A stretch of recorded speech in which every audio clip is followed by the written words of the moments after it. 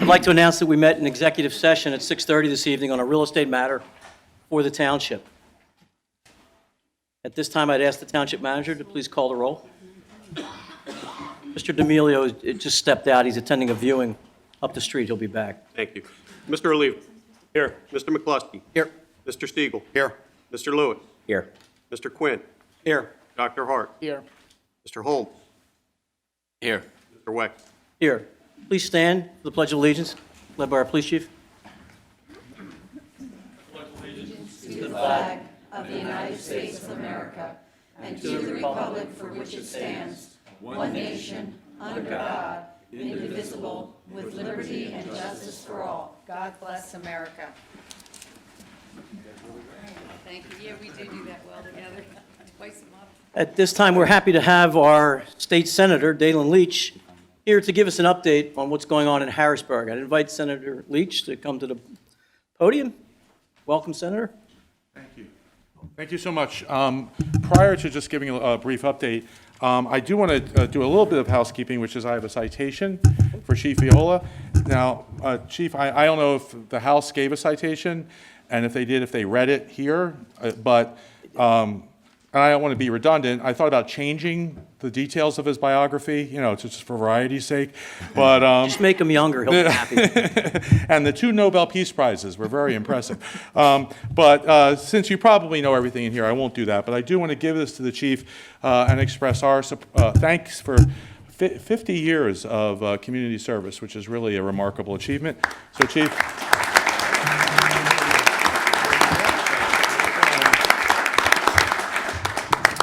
Okay, and you can sell that on eBay or whatever you want to do. Anyway, I try to come at least twice a year to try to give a brief update of what's happening in Harrisburg, take any questions, and obviously if there's something you would like to see happen or you have any criticisms or suggestions or whatever, I'm happy to hear those as well. First, I just want to talk briefly. I worked with some of my colleagues here on the board to secure the $2.849 million state funding grant to mitigate traffic congestion on Westchester Pike at Lawrence Road. I'm sure everyone's intimately familiar with that, and hopefully that will, make a real difference. I'm not usually traveling that road that time of day, but I hear it's quite a thing. So, hopefully this will make everyone's life a little bit easier. We are entering budget season. As you know, every year is the budget is theoretically, constitutionally supposed to pass by June 30th. We had the budget address. Now we have budget hearings for the several weeks. And then we have budget negotiations. Since the budget is supposed to pass on June 30th, our negotiations get serious about June 28th. But, it's we've been lucky the last few years, had a budget on time. There's, in the governor's proposal, $100 million more for basic education. There is a minimum wage issue that's going on. I've been trying to get some movement on the tip minimum wage, which a lot of people don't know about, but we have the minimum wage of $7.25 an hour, hasn't gone up in 12 years. The tip minimum wage in Pennsylvania is $2.83 an hour, has not gone up in a quarter of a century. And so one of the things I suggested, there's things we can do statutorily and there's some things we can do regulatorily. One of the things we can do, and I sent a letter to the governor, and we'll see if this gets enacted, because he can do this through regulation, is just change the amount. Right now, you have to, there is a amount that you can earn and be, so you have to earn a minimum amount of money to be subject to the tip minimum wage. If we raise that amount of money, that would still allow it for people who work in fancy restaurants and have no problem making far more than the minimum wage, but it would exempt people who were working at an IHOP in a distressed neighborhood where people don't tip very much at all, and people are theoretically you're supposed to get the difference from the employer between the $2.83 an hour and the $7.25 an hour if you don't make it. But since it's a cash business, it's very difficult to enforce that. And there was a survey a few years ago nationally where they found that 84% of employees who are subject to the tip minimum wage do not get even the full minimum wage at least some weeks of the year. So it's a real big problem. So if they adjust the amount, the minimum amount that you have to earn, that would really address the people who need it without affecting the people who don't. So that's something we're working on. There is a couple other things I'm working on. We're working on the adult use cannabis bill, which my bill would, Senate Bill 350, which would put all the money received above and beyond the cost of administering the program into the new funding formula for education. As you know, there's a new funding formula, an old funding formula. The vast majority of our money goes to the old funding formula. The new funding formula is a lot more equitable, but it's not getting funded very much. So we have to find sort of a new revenue stream to buck that up, and that's where my money goes. And I'd be happy to answer any questions about that in greater detail. We just had a bill passed that I think would be relevant to Delaware County, and we're trying to get moving in the House now. It's always tricky. It's a hazardous waste recycling bill. Currently, under current law, there's $2 million in a fund that goes to hazardous waste recycling, those events that you have where people can drop off like paint and stuff like that. But there's a cap of $100,000 per county. And that cap has been there, again, for like 30, 35 years. My bill would not increase the amount, $2 million total that's available, because a lot of that goes unused. But big counties, 100,000 is not enough. So it would bring the maximum grant that could go to a county up to 250,000, which would bring it much more in line with inflation and current need in places like Montgomery and Delaware County, and not so much Forest County and places like that. But for places like us, hopefully that would be really helpful. We have a fracking ban that we've introduced. There's a lot of things going on now with fracking legislation. There's money. There was a bill that just ran a week or so ago when we were there that puts money into infrastructure for a new cracker plant. I voted, there was 11 of us who voted no. I voted no on that because I think that investing in fossil fuel infrastructure is not the way to go for the future, but not all of my colleagues saw it that way. So that's where it is, and I think the governor will sign it. I'm not sure. There's a plastic, we have a plastic bag and straw legislation moving. We worked with Narberth to enact the first in the nation plastic straw ban. And so that is something you can do municipality by municipality. Just a thought for you guys. It's, I don't want to step on anyone's toes and suggest, but this is an option that you can do a lot of things that are not happening on the national level on these issues, sort of locally, as you did with the anti-discrimination ordinance. And we're also finally working on a major food waste bill. Food waste, 40% of our food is wasted in America, which is obscene when you consider the number of people who are suffering under food insecurity. And there's a lot of really easy ways to reduce that, including you're familiar with LEED compliant for energy. We have, my bill has something called feed compliant, where restaurants and caterers, et cetera, would have to come up with a plan to deal with their food waste. There's a lot of options to do that, and so we call that feed. See what I did there? We still don't know what it stands for because we're having trouble with the acronym, but just work with me. It's going to be feed, one way or another. That's, those are some of the basic things, the big ticket things. The final thing I'd say on this, and I take any questions or comments anyone has, the budget is the one must-pass bill every year.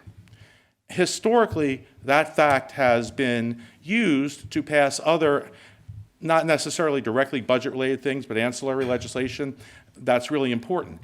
In recent years, we have stopped doing that. In recent years, we've just desperately tried to get out of town in time and just pass, and we do things like, to make the budget, because the budget has to be balanced constitutionally. So in order to make sure it's balanced, we do all kinds of tricks. Like, for example, we'll assume $300 million coming from a new gaming bill, but we won't pass the gaming bill. And so, but by the time that money doesn't come, we're long gone. Stuff like that, I think, is dishonest, and it doesn't take advantage of the fact that we can solve real problems in the budget process. So I voted against the last few budgets for that reason. I'm not entirely optimistic it'll be different this year, especially since it's an election year, but we're going to try. Anyway, there's a lot more I can say, but I know you have a big agenda, and I don't want to keep you. Is there anything else that anyone has any questions about or any suggestions? And again, If you don't now, you can always reach me at my office. There's a one-year moratorium on plastic bag ordinances. Do you expect that anything's going to happen after July 1st?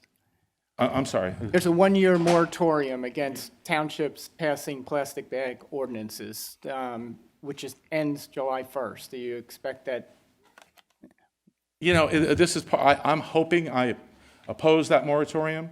I think that there are some people who think like local government is the laboratory of democracy. This is where we experiment with public policy and see if it works or not. Often that really translates into it's a laboratory for stuff we agree with and not for stuff we don't agree with. And so this is one of those issues. I am hoping that, I mean, I would say this. This is usually part of the, like that would probably be in the budget, either in the fiscal code or whatever. And when you vote on that, it's not, these are not discrete votes. It's one big vote, you know, and there's good and bad stuff in it. So you sort of have to balance it. So the trick is to keep it out of that in the first place. I know that we have some champions for keeping that out, certainly on my side of the aisle, and some on the other side. I just don't know whether it will wind up in there or not. I am hoping it doesn't. I'm going to argue it shouldn't, and then give municipalities the option. And if people don't like what you do, they can replace you, or they can, you know, you can change it after if it's not working. But I think that's what we should do, not have the state in a heavy-handed way. Oh, one more thing. Just this is something that you might be interested in. I have a bill. So you know the municipal code limits what you can pay yourself and how you can pay yourself. I think the state shouldn't be involved in that. I think you guys should make these decisions for yourself, every municipality. You can decide whether because some municipalities and municipal officials haven't seen, and school boards haven't seen an increase in pay since the Eisenhower administration, okay? And that's not right. You know, this job takes a lot of hours. You know that.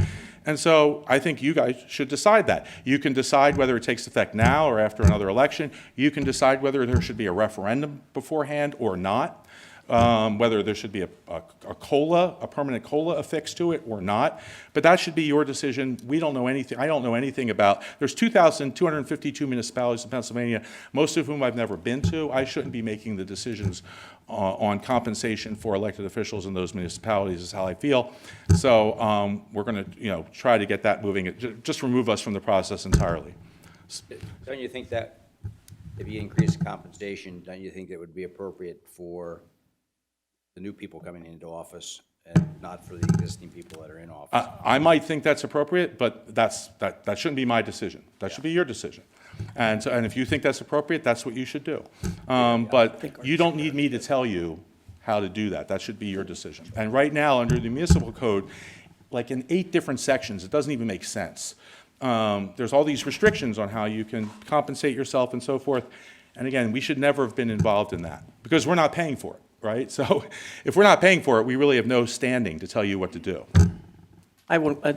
Governor Wolf has talked about charging municipalities for state police support, even those with police departments. Where are we on that, and where do you stand on that? No. I mean, I think, to the extent that, the state police should be funded out of the general revenues. There are a lot of municipalities don't have a local police force, and, they get state help to do that. But if you are paying for your own police force, and you're not using state resources, I don't think you should have to pay for, you should have to pay your taxes, it goes to the general revenue, but you shouldn't have to pay discreetly for another municipality's police protection, because the incentive of that is people will stop funding their police forces and just rely on the state, and I'm not sure the state will benefit in the long term from that. Will that be a legislature decision, or is that an executive decision? Well, no, it could be a legislative decision. If there's silence, whatever there's silence on, the executive can, generally speaking, try to enact policy on. Sometimes it's challenged in court. But if it doesn't directly contradict a statute, the courts have largely deferred to the executive. Thank you. That seems really unfair. That would be like a double tax. We're paying for other people's police department, also obviously paying for our own. So that and it gives the incentive completely for unfair. That. Because let's say I represent, Shinola Township, which I'm praying isn't a real place because I'm going to get in trouble. I'm going to be like, well, why do we have this police force that we're paying for? Let's just stop paying for it, and Haverford will pay for our police force. That's a bad set of incentives. Definitely. Anyone else? Any other questions? Senator, I have one, and it relates to the plastic straw ban at Narberth. There was talk of one here. We then actually, at our regular public hearing, heard some testimony from some folks who talked about a great deal of objection to plastic straw bans from certain parts of our population, a lot of disabled folks who would suffer from that kind of ban.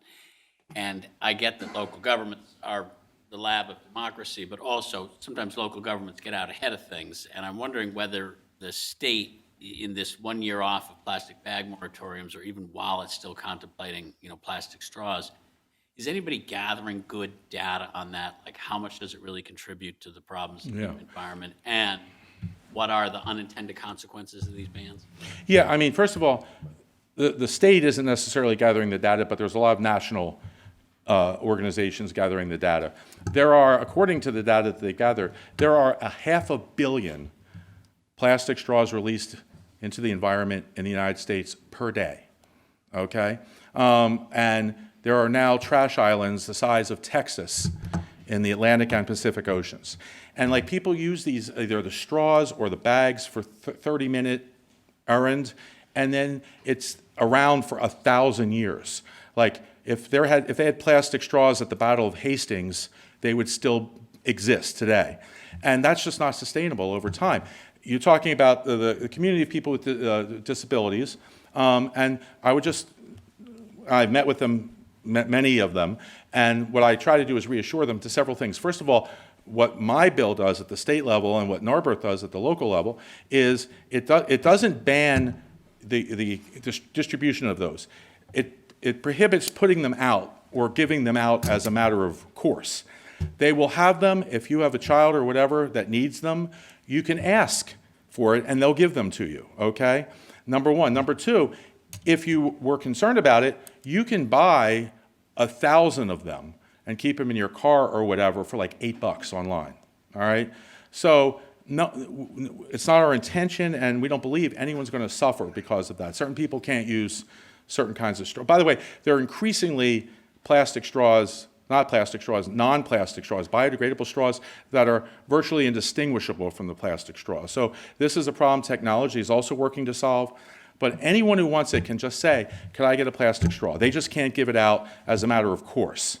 That would greatly reduce the number of plastic straws. And I don't know if you guys must have seen, like, there's all these videos of like turtles with them stuck in their nose, and birds and fish. They wash up on the shore dead, and they cut them open, and their stomachs are filled with plastic.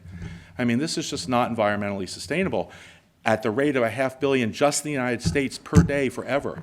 So we have to start thinking about doing something about that, I think. Thank you, Senator. Any other questions? Yeah, just can I say something? Senator, I apologize for being late. No, Steve, that's fine. But I certainly want to thank you. I know you talked about the traffic situation at Westchester Pike and 476, and I want to thank you for your taking the lead in that. We certainly need the relief, and you worked very hard on that, and I can't thank you enough for it. Today was a classic example. It was a very bad day there, from what I gather from residents. So thank you very much for that. Thank you, Commissioner D'Amelio. And I will say, I don't usually drive there in the morning because I live in Upper Merion, but once the problem's fixed, just for the heck of it, I'm going to start driving there a lot. But I'm really grateful. Thank you so much. Everyone worked hard on that. And when everyone works together, we can accomplish things. I wish that happened more in state government. We do too. Thank you very much for Thank you. coming. Thank you. We appreciate it.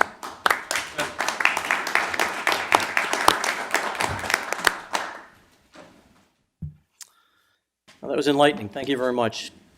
Our next item is our Township Auditor's update. Here.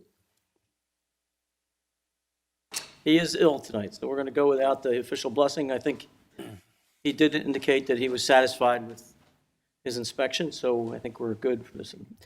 The next item is our citizens forum. It's 20 minutes of registered speakers and 20 minutes of agenda items. We have several registered speakers. Michelle Alvarez is our first registered speaker. Thank you. Michelle Alvarez, 134 Hastings Avenue. And I'm here to speak on behalf of the Parks and Recreation Board. I'm the vice chairman of the Parks and Recreation Board. Dave McGardle, who's our chairman, was not able to be here tonight. And the purpose of being here is to clarify where the Parks and Recreation Board came up with their vote to vote against an ordinance and rather vote for a resolution against smoking in parks. And to start out, there's nobody that wants smoking around children, play areas, ball fields, and so forth. The bathrooms, the snack bars, anything where little kids are. But our concern when this was first addressed at our October meeting, Tim was still here at the time, and both Tim and Jason from the Parks and Recreation standpoint, but as well as many of us on the board who've been involved with youth athletics in our parks for 20, 30, some 35 years, that we've never really seen a problem with it. And nobody has come to us as a Parks Board with this issue. And Jason and Eric before him in the parks, they have not seen an issue with smoking cigarette butts any more than any other kind of litter that they deal with in parks and so forth. But no one has seen an issue where anybody's standing around smoking on top of little kids who are playing. And part of our concern was that in the past, and I've been on the board, this is my 9th year, in the past we've had 2 other ordinances come before the Parks Board that needed attention. One was for naming of parks and recreation facilities, and one was to revise the ordinance about dogs in parks. And we spent several months on each of those separately. And we spent several months at our park board meeting where we had people coming to the public forum section of our park board meeting, both pro and con. And we had very lively debates weighing the situations, such as allergies to dogs, very similar to allergies to peanuts. Well, we didn't ban peanuts in parks just because, there are people that are allergic to it. But we felt we did a very sensible thing with the dog ordinance, and Commissioner Siegel came to our board meetings for both ordinance reconstructions, both for the naming of parks and recreation facilities and for the dog ordinances, and he guided us through this process with the proper way to do it and so forth. But our concern with a blanket, no smoking in anywhere in any parks and recreation facility really is unmanageable. So let's use a Preston Avenue Park where there's a walking path all the way around the park, and that happens to be the location where we had the dog issue. Now we are allowing people to walk their dogs on the perimeter of the park, in particular when there are paths, and they're more than 10 feet away from activity areas, meaning playgrounds, restrooms, snack bars, ball fields.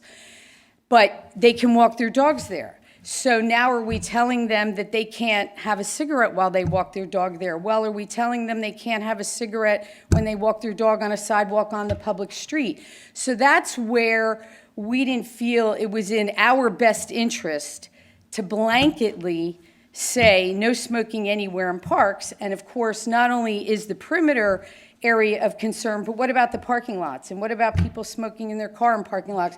Just like out here, this is a no smoking building, but you can go outside and step in the parking lot and have a cigarette.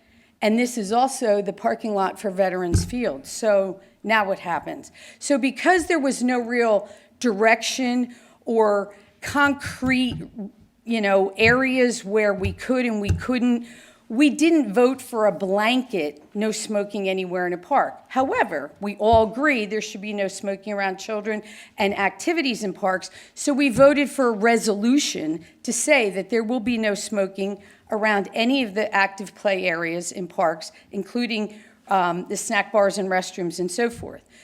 And rather than just making a blanket law that we felt was an unmanageable one and possibly unfair to people when we're allowing dogs to be walked in parks, but that person can't have a cigarette while they walk their dog, we didn't want to make a blanket statement. So that is how we as a Parks Board came up with having a resolution versus the ordinance. And we really weren't given any more clear direction of what the ordinance is, and no one came to our Parks Board meeting at any time in the last 9 years to discuss smoking in parks. So that's kind of how we came to that recommendation as a Parks Board.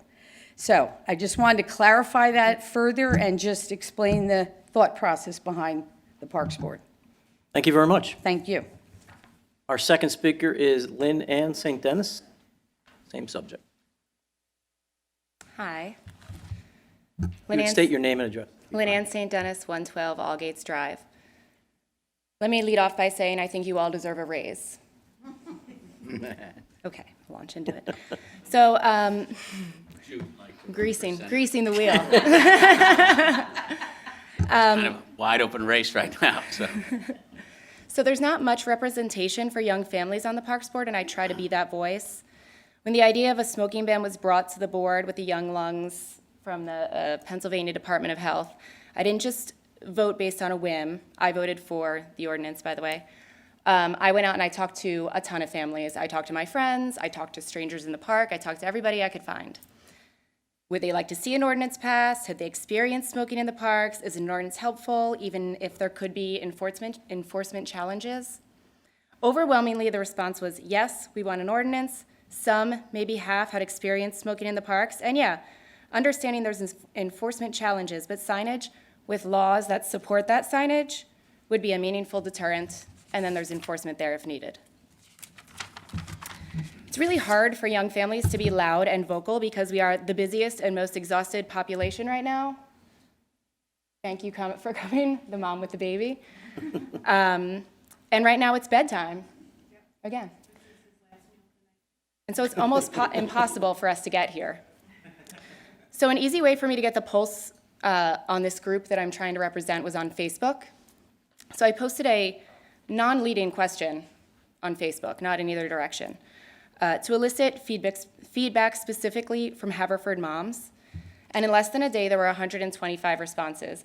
120 of them were in favor of an ordinance. 3 were undecided, and 2 were against it. So that's 96% support. I'm going to read some specific quotes from direct feedback from experiences that people have had at the park. I was playing with my 2-year-old son at Paddock, and there was a party at the pavilion, and so many people smoked. They thought it was okay to sit on the playground equipment and on the toddler equipment and smoke there. It was disgusting, and we had to leave. I shouldn't have to read more than that, really, but I take my kids to the park often, and I've encountered smokers, and I don't like it, and I don't like all the cigarette litter either. Yes, I'm in favor of a ban. I used to smoke, and I wanted a ban then. I don't know why people smoke in the park, and I especially hate when they put the cigarette butts on the ground. Yes, we live behind Veterans Park, and there are often people smoking there. So most of the complaints are about Paddock, Hilltop, and the Creek. Interestingly, I found this interesting. Not one person mentioned Coopertown or Minot, where we spend tons of time playing soccer. But those are school properties where smoking is actually banned. And so that would lead me to believe that it works. We understand that this can infringe on an individual's right to light up in a park. All laws are a limitation on personal freedom for the benefit of the community as a whole. These laws tell us that we can't drink alcohol, we can't listen to loud music. Actually, there's a law that says we can't engage in any conduct that annoys other people on public property because these are all behaviors that are a public nuisance, just like smoking. Smokers should very much have the right to enjoy our parks. They just shouldn't engage in the act of smoking while in the park because it is a public nuisance. And I know everyone's aware of secondhand smoke and litter, so I'm not going to talk about that, but the issue that I wanted to bring up and bring to your attention was just that we go to parks as a sanctuary for our families. I go there to get my kids away from all the garbage that constantly bombards our kids every day in this world. A park should be where we go for family playtime and not a place where I have to explain to my 5-year-old what vaping is or what smoking is, and then why it's dangerous, why someone would choose to harm themselves, that someday they'll get peer pressured, et cetera, et cetera. Sign pollution has also come up, and I've talked to parents about this, and they much prefer the sign pollution to the air pollution. We'd rather explain a sign that shows that their township values their well-being than explain why people are vaping and smoking in our parks. And so I hope I've done a decent job of representing the moms that can't be there and a few of them that did show up.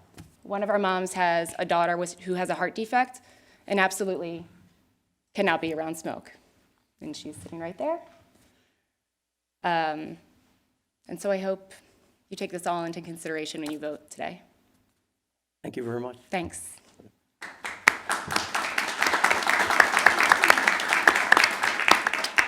Our third registered speaker is Felicia Hurwitz.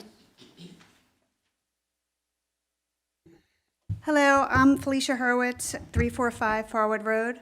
I'd like to speak tonight in favor of the park smoking ban, and I advocate for you to disallow smoking in all our parks, including on all trails. I have raised 2 sons in Haverford Township, both of whom have cystic fibrosis, a genetic, life-threatening condition that leads to pulmonary exacerbations and hospitalizations. My husband and I also have respiratory-related disorders because we share the genetics with our sons of cystic fibrosis.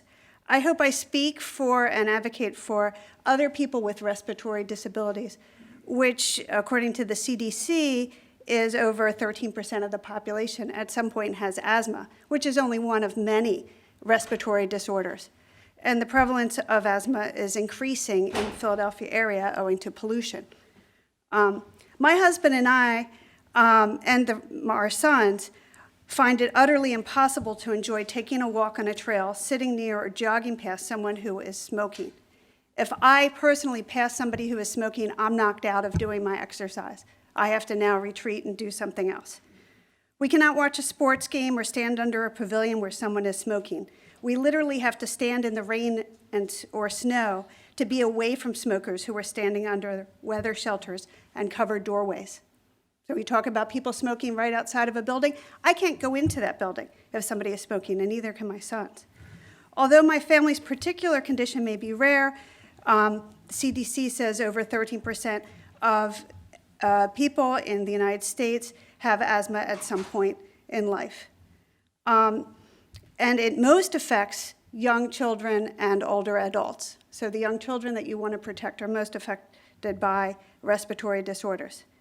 This isn't just about tobacco causing cancer. It's about allowing citizens to simply breathe and to access our public spaces. Another consideration about smoking is the litter. Smoking butts are the most littered item in the United States and indeed in the world. They are toxic, often containing arsenic and lead, non-biodegradable plastic. We were just talking about plastic litter. Your smoking butts are the biggest source of plastic litter, and they're unsightly. They're basically disgusting. Research suggests that the majority of smokers routinely litter their cigarettes. Some studies, up to 75% of individuals report that they routinely litter, not believing them to be real trash. I understand the inclination to allow for individual liberty, including the liberty to allow citizens to kill themselves smoking. But secondhand smoke has been proven to diminish the quality of life and health of the people around smokers. Being outside does not eliminate this damage. I understand the argument that the ordinance may be unenforceable. But indeed, if there is an ordinance that is unambiguous and uncomplex, one that applies to all public parks in all spaces, the citizenry will be your enforcers. Just as now people are clear that there is no smoking in indoor public spaces, it is not something that is enforced by police because we all know it's disallowed. If we see someone light up in this building, one of us will say, please stop smoking. You're not allowed to. Why? Because we know unambiguously that it's not allowed in public buildings. I remember before there were these laws, there were a lot of naysayers making the same arguments. It won't be enforceable. It will be unfair. We have to allow smoking in restaurants. We have to allow smoking in bars. And in fact, they were wrong. In fact, when smoking was forbidden in these places, more people went, more people could access it, and I could access it and my family. So I suggest let's clear the air in Haverford Township, ban smoking in all our parks and trails, ban smoking where people congregate to exercise and appreciate nature, and allow all of our citizenry to enjoy the outdoors. Thank you. Thank you very much.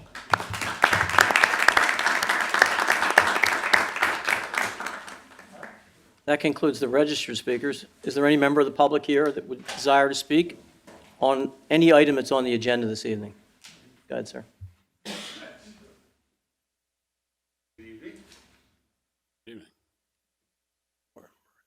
Tony Morinelli, Hartford Hall and Mill Road. This is the question about closing Caracon Drive. which I believe is on the agenda. Yes, it is. I posted this on Facebook, and I was very surprised to see the number of people, in fact, the majority of people, who objected to closing Karakung Drive. I am not one of them, but I thought it was very interesting to see their point of view. I think, however, there's more involved with than just closing Karakung Drive, because the whole idea of Karakung Drive opens up another realm altogether. So let me begin with our history, which I've done so many times before. Karakung or Karakung is the Indian name for this creek that flows to the Schuylkill River. It is only here in Haverford Township that it has retained its original name that appears in the earliest maps of the area. The creek has its source on the grounds of a house on College Avenue and also under Harford Hall, under my house. And you're welcome to come and visit it because it's quite amazing to see the well and the source. That area was called on the old maps Haverford Mountain. I grew up with it being called Karakung Creek, Karakung Drive. For many people who didn't even know the name of it, they just called it the Crick. And it took me my adult life to learn how to say creek instead of crick. The waters of Karakung are the cradle of Haverford Township. It was there that the mills were originally founded. The mills is what gave birth to this entire area. The most prominent one, of course, was Dennis Kelly, whose blue dyes were sold to the government for the Union uniforms. And so there's an importance involved here. By the turn of the century, by the early 1900s, the mills had fallen into disuse. They were replaced by mills up in New England where power was being used instead of water mills. But around that time, we had the input of the railroads along what we used to call the P&W, the Pig and Whistle. Does anybody remember that name? Yep. Yeah. But there was also, what the railroads brought in was the amusement park, which lasted for about a year and a half, 2 years. The thing is, as time went by, all of that history was eradicated. When I was a child, I played in the ruins of the old mills at the bottom of Mill Road. We went ice skating on Kelly's Pond. Those were remnants of the old mills. All of that is gone now. The only thing we have left is Harford Hall, my house, Niter Hall, and the Powder House.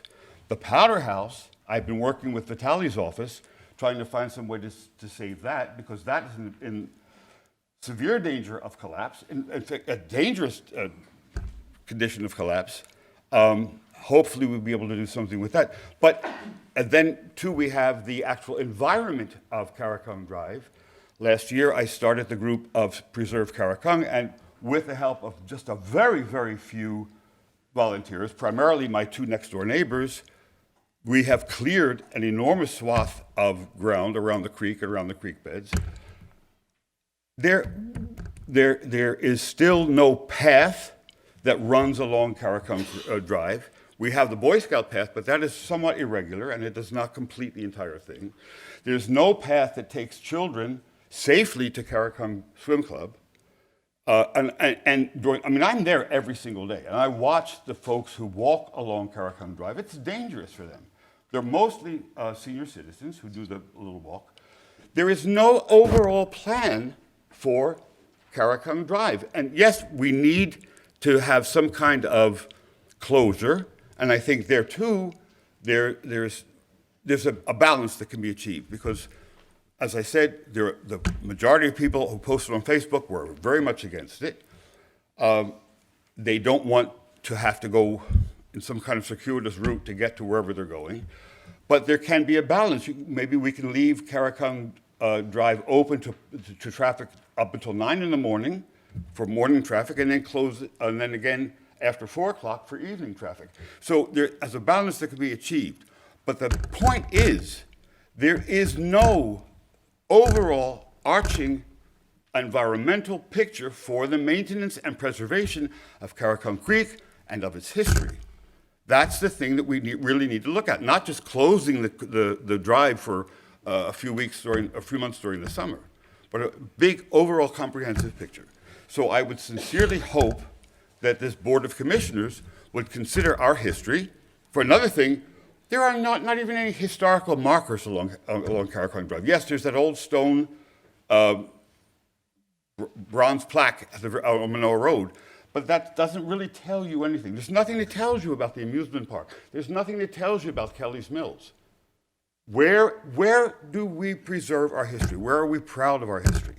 We need to do things. You know, the other thing we could put along Caracon Drive is, you know, the exercise. I'm going to have to ask you to finish up where Tom. Yes, the exercise positions. Those could nicely run along Caracon Drive for people. So I guess that's it. We need a bigger picture for Caracon. Thank you. Thank you, Mr. Bernal. Mr. President, before someone else talks, can we just clarify that what's being voted on tonight is not to close Caracon Drive for months? Right. It's Sunday. just for Sundays and holidays during the summer for recreational vehicles or recreational activity. Yes, sir. You're, Just, saw I don't your want, hand I don't want to wait till the end to clarify. Good evening, Commissioners. Kevin Madden, 25 Marple Road, Haverford. I come here today both as a resident of Haverford Township and also as a county councilman in Delaware County, and I think both of those points are relevant as it relates to the smoking ban. First of all, I'll keep this brief because I think the two prior speakers really did a great job of laying out the points that are relevant here. But I just want to underline a couple of things that were said. I am extremely mindful of when government oversteps and infringes on individual rights. I think all too often that can be the case.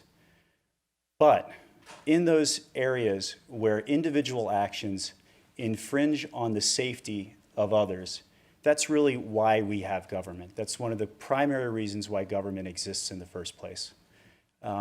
When we have, speed limits, it's obvious that, it might be fun to drive at, high speeds, but it's obviously a safety risk for others. This is a case. This is exactly the sort of case we're talking about as it relates to smoking. I don't need to say what was said previously about the impact of secondhand smoking. There's years and years of research as to why it's important.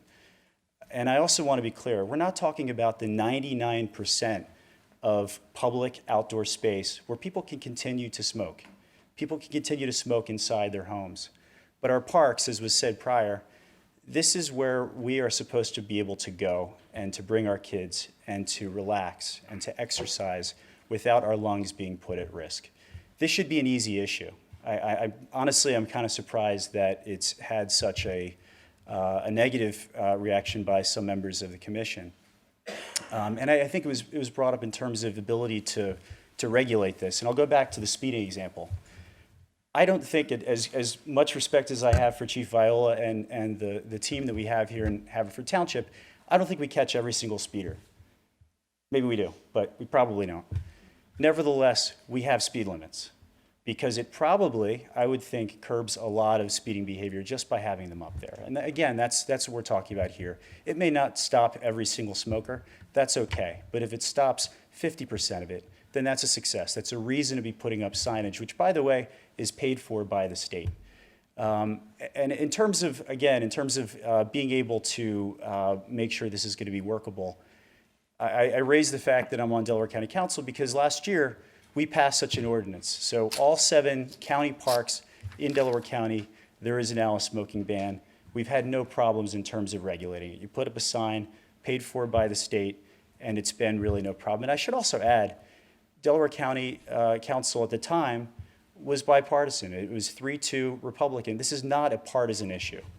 So I will just ask again that the commissioners here please take into consideration the impact that this has on so many people who want to be able to enjoy the parks, bring their children, folks with asthma, and to enjoy them without their rights being infringed upon. Thank you. Thank you very much, Mr. Madden.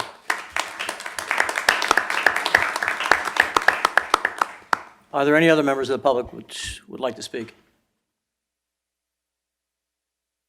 There being none, that concludes our citizens' forum. I'd like to thank everybody for coming up. Obviously, the smoking question is the biggest one, and that will be discussed when we bring up our our ordinance.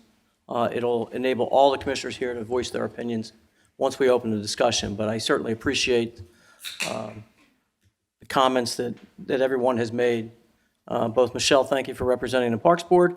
I'll advise people that the Parks Board is an advisory board to the Board of Commissioners. They do not make the decision. We make the decisions. We take advice from them, the Environmental Advisory Committee, the Parks Board Advisory Committee, several other committees, the Senior Citizens Advisory Committee. But the buck stops up here, so we're the ones that have to make the decision. We take advice from the Parks Board, but we abide by our decisions and respect their advice. Thank you, Ms. St. Dennis and Ms. Hurwitz, for your input. It's good to see. I'm happy to see. I have daughters your age, so it's good to see you up here. Speak your age, yeah, right. I'm one of the senior citizens up here. So I have granddaughters and sons that age that are probably getting their last meal this evening as well. So I appreciate you taking the time out of your busy schedule to come up, as well as the other young mother here. And I certainly appreciate, Ms. Hurwitz, while your disorders are more serious than my family's, I did watch my mother pass away of COPD. She was a lifelong smoker. Did not know. She always told us that had she known it was bad for her, she would have stopped. But in her youth, it was considered what she called chic. In the 60s, that term became, it was cool. They didn't know it was bad back then, and she just wanted to look like Lauren Bacall and Spencer, the movie stars and there. So, but she suffered at the end of her life. She was able to quit in 2000 and was able to live another 10 years smoke-free. And the doctors had said that had she not quit smoking, she would not have made the millennial. So I can appreciate there, and thank you for coming up and speaking so eloquently for people with respiratory disorders. And we'll end up in our discussions shortly. At this time, I'd ask Mr. Berman, our Township Manager, to give his Township Manager update. We have a lengthy agenda, so I'll keep it brief. The communication, we're trying to improve the communication here at Haverford Township. And tomorrow, our first edition of the newsletter is going to the printer. And we're working in-house to make the information more timely, more accurate, more current for you. And we believe that this first newsletter is going to hit your mailboxes in mid-March.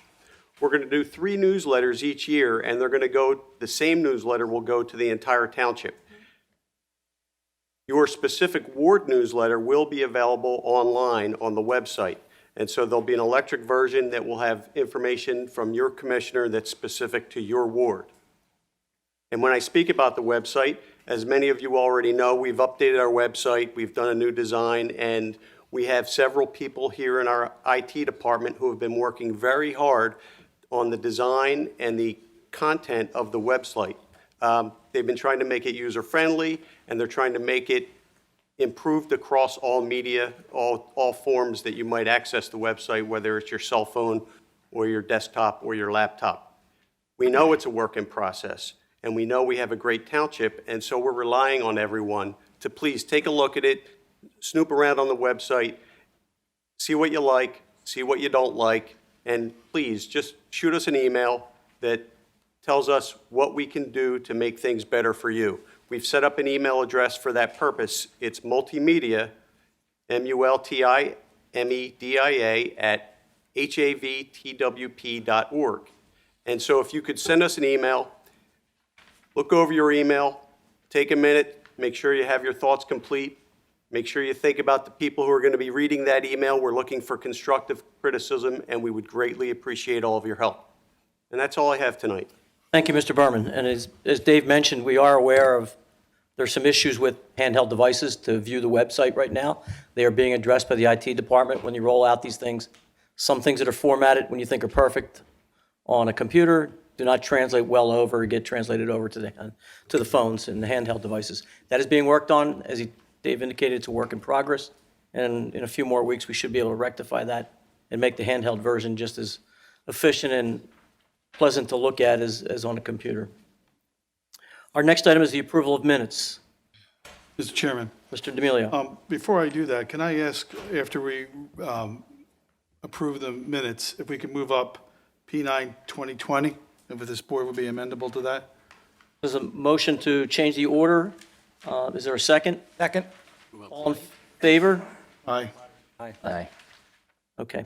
Approval of minutes, reorganization meeting of January 6, 2020, and the regular meeting minutes of January 13th, 2020. Motion to adopt the reorganization meeting minutes of January 6, 2020, and the regular meeting minutes of January 13th, 2020. Second. Motion made and seconded. Any questions or changes to the minutes that required? Please call the roll. Mr. D'Amelio. Yes. Mr. Oliva. Yes. Mr. McCluskey. Yes. Mr. Siegel. Yes. Mr. Lewis. Yes. Mr. Quinn. Yes. Dr. Hart. Yes. Mr. Holmes. Yes. Mr. Wexler. Yes.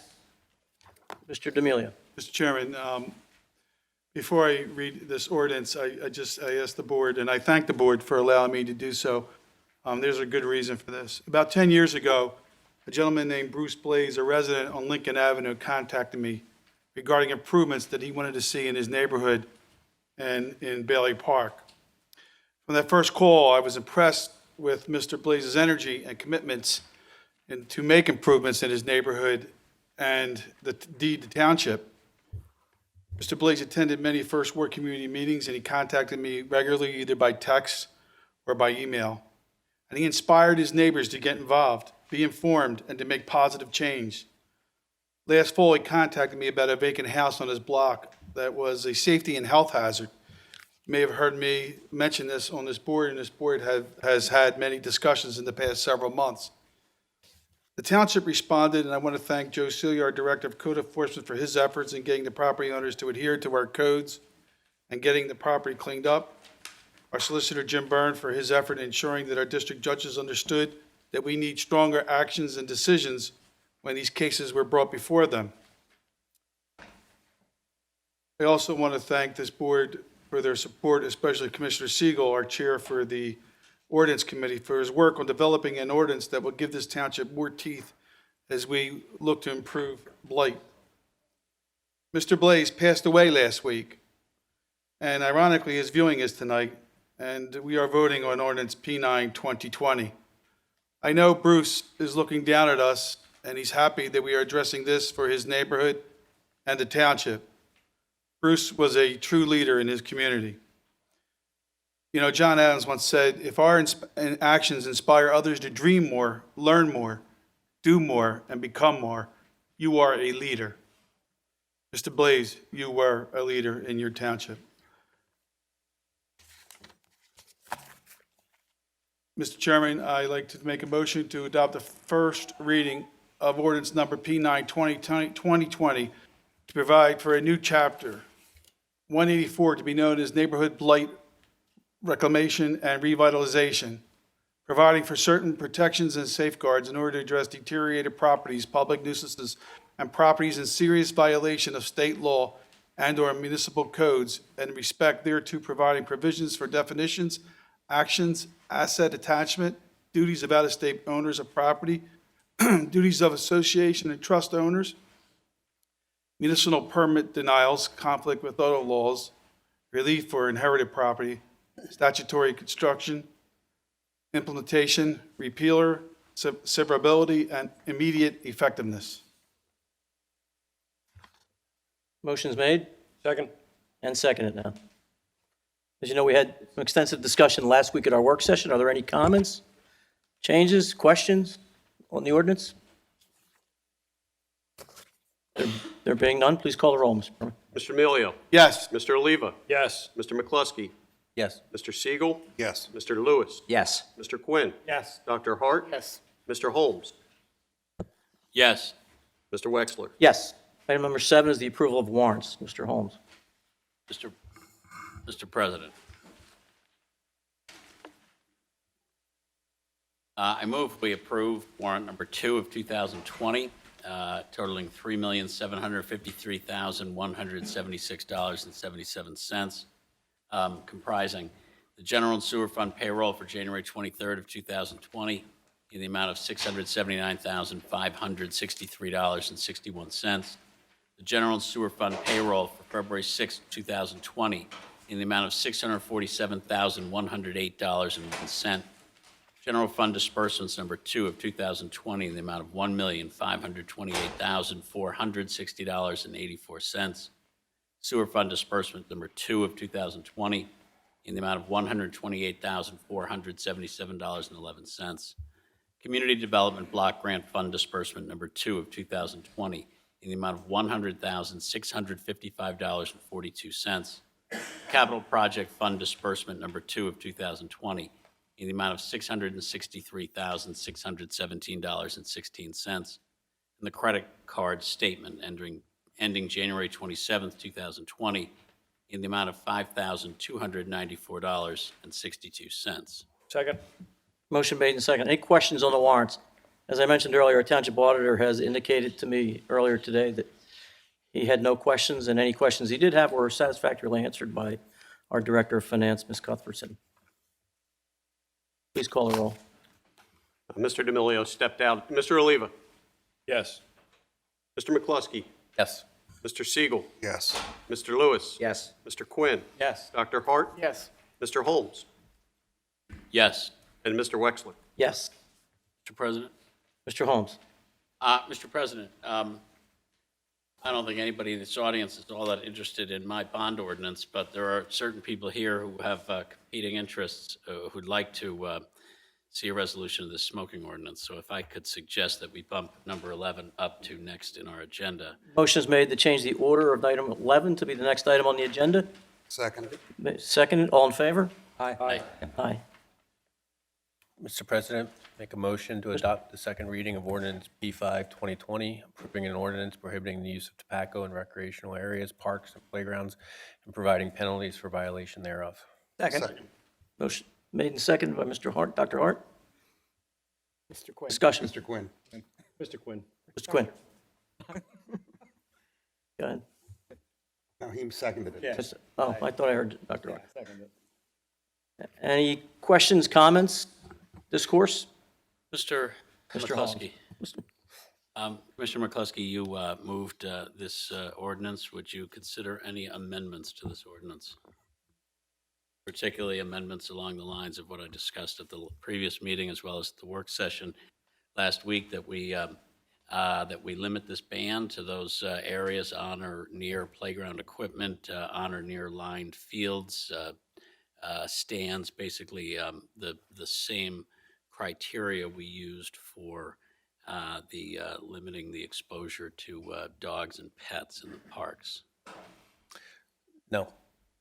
Do you consider amendment to the ordinance that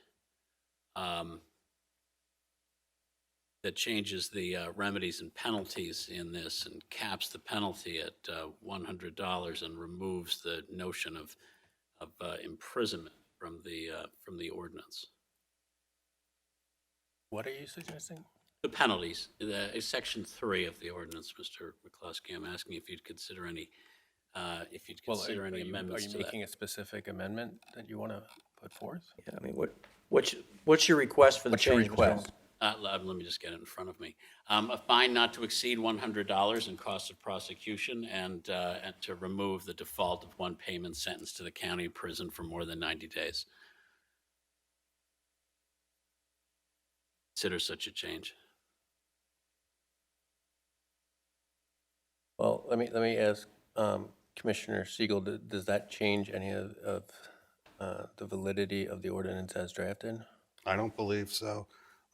Items that reduce the extent of an ordinance are not normally considered a substantive change. We'll ask the Let me just solicitor. ask the solicitor, because we had discussions as to whether if there was a substantive change, whether we would have to put this off. And I don't see the need to make a change just for change's sake and require us to move it back another month. But as long as that would not be considered a substantive change. The change that we're talking about is strictly reducing the penalty.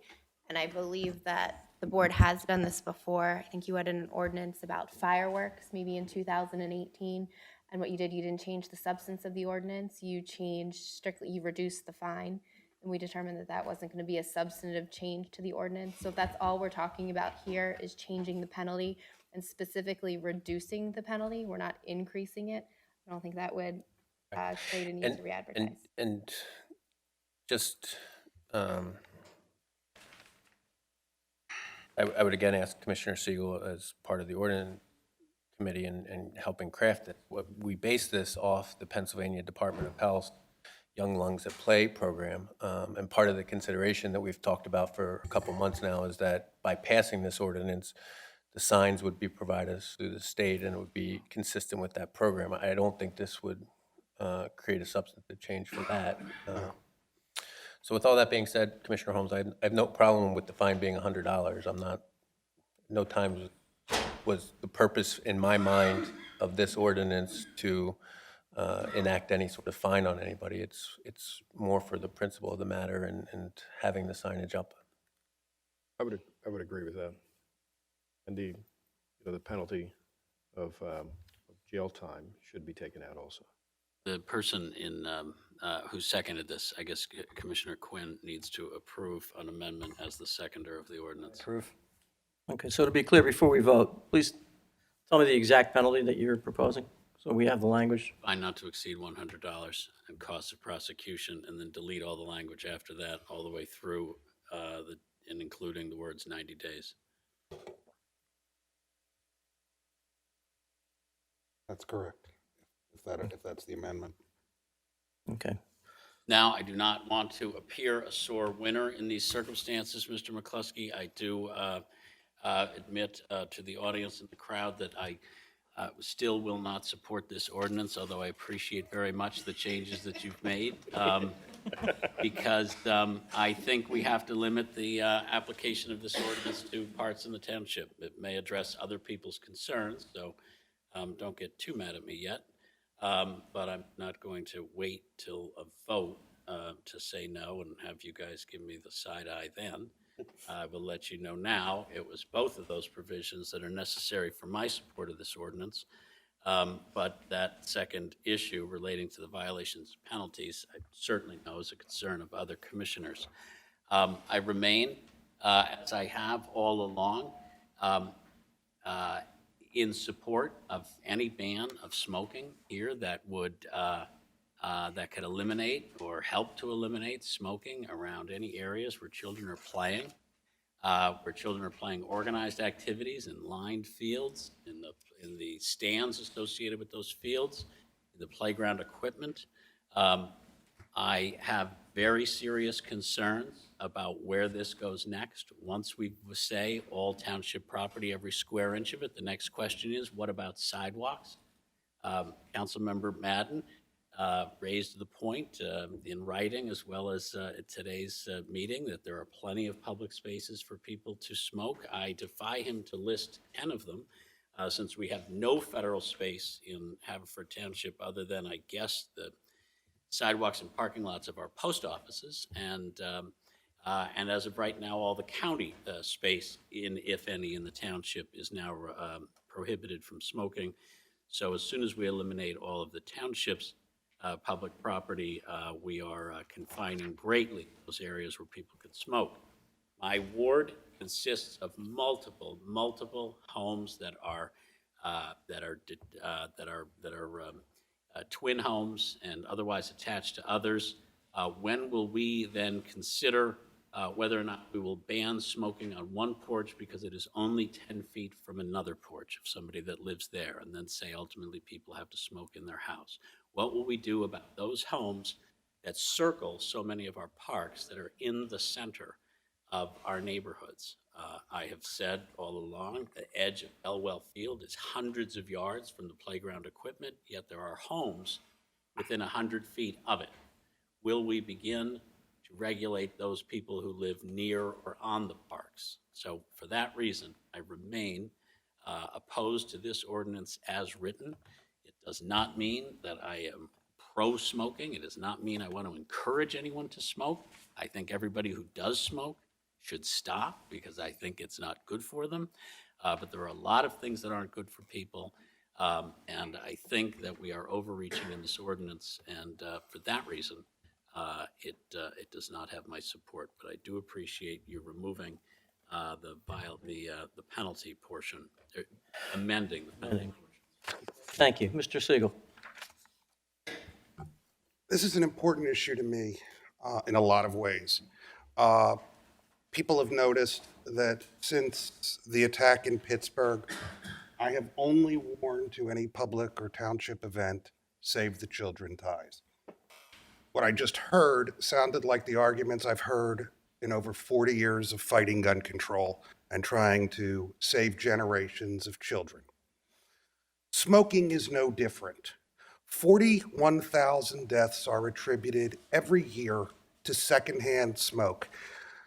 And it is an important issue not only for children, but for adults, because it takes away lives prematurely and impacts others. My mother died at age 79 as a direct result of smoking. It was tragic. She is the first and only person in her family who did not live into the 90s or early 100s, and everyone knows why.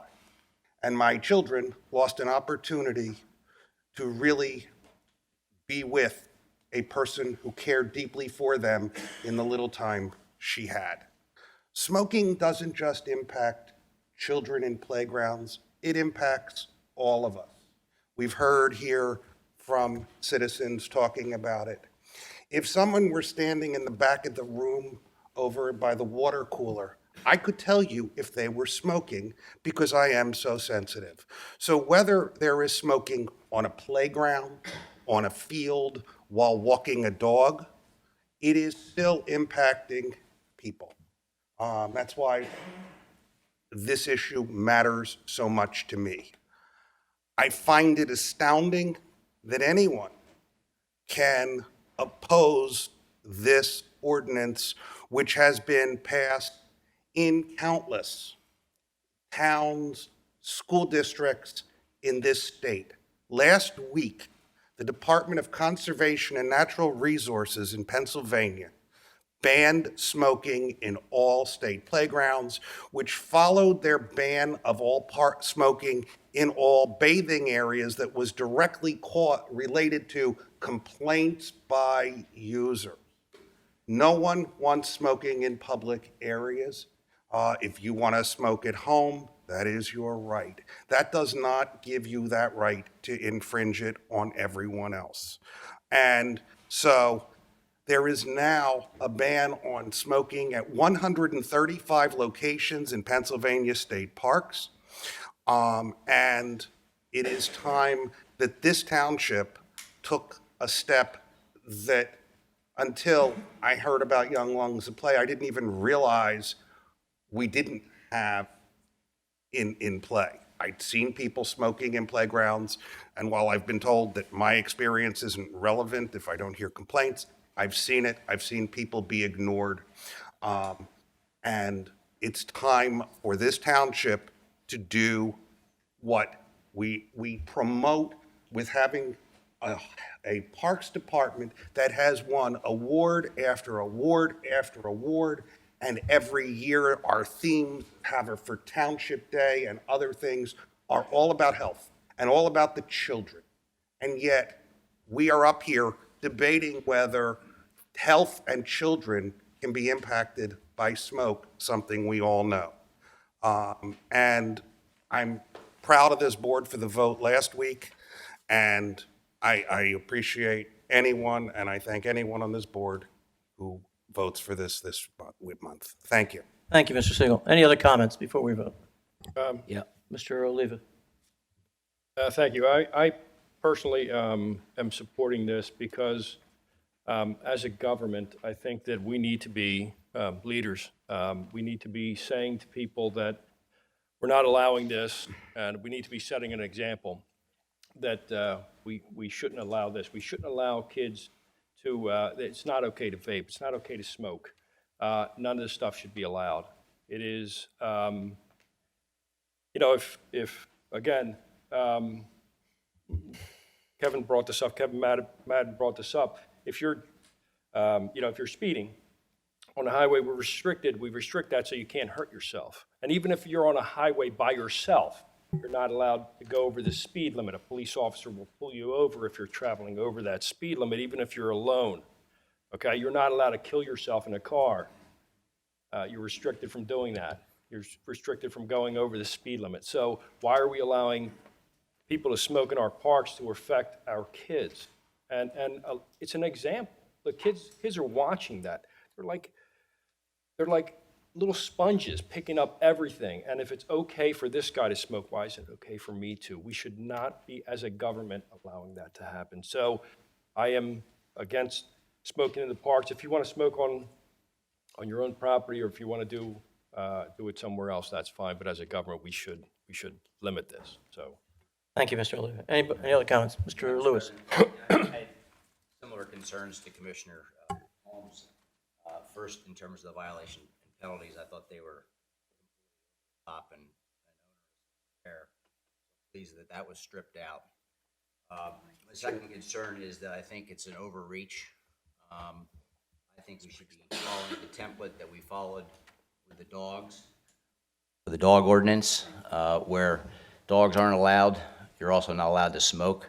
So I am for a smoking ban in areas where there's a pavilion, ball fields, that kind of thing, anywhere there's really, the public's going to be. But for example, in Polo Field, they have 16 or 17 acres up there.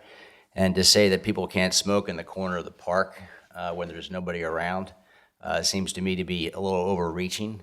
So I'm all for a smoking ban, but not a broad smoking ban like this. And Lower Merion doesn't have it either. They have a specific area where you can smoke, or where they designate you can't smoke, and then others where you can smoke. So I would encourage us to look at this and take a more tempered look at it and step back and look at it from a practical standpoint.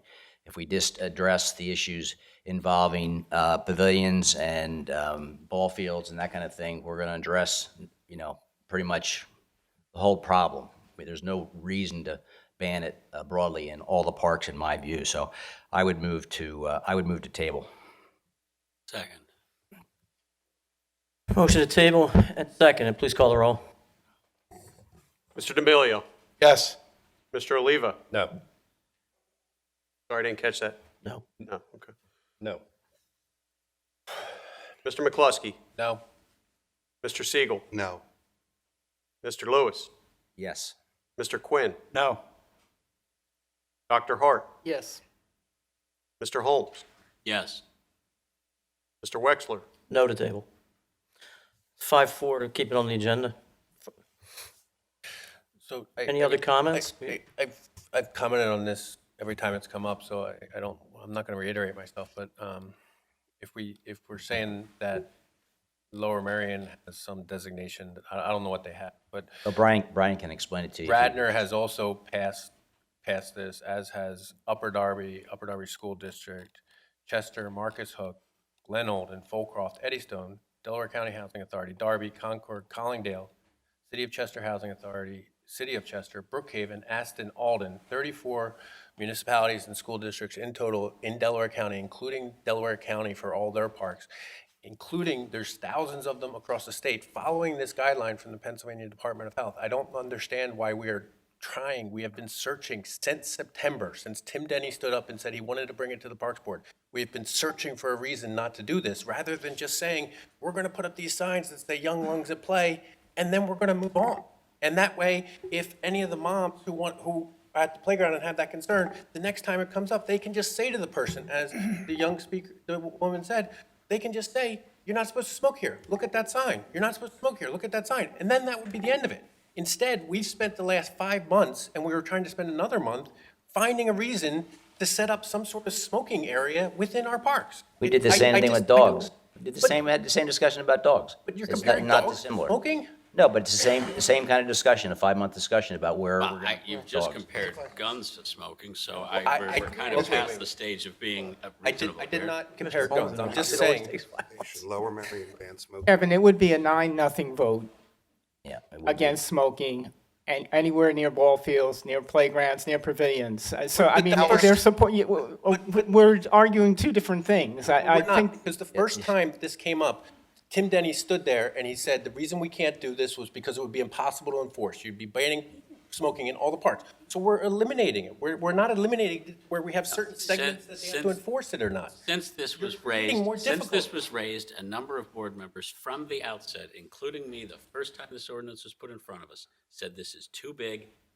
We can ban smoking where we need to smoke, where we need to ban smoking. We don't need to do it in 34 parks. We have a number of parks that have no playground equipment. We have a number of parks that have no lined fields and grandstands.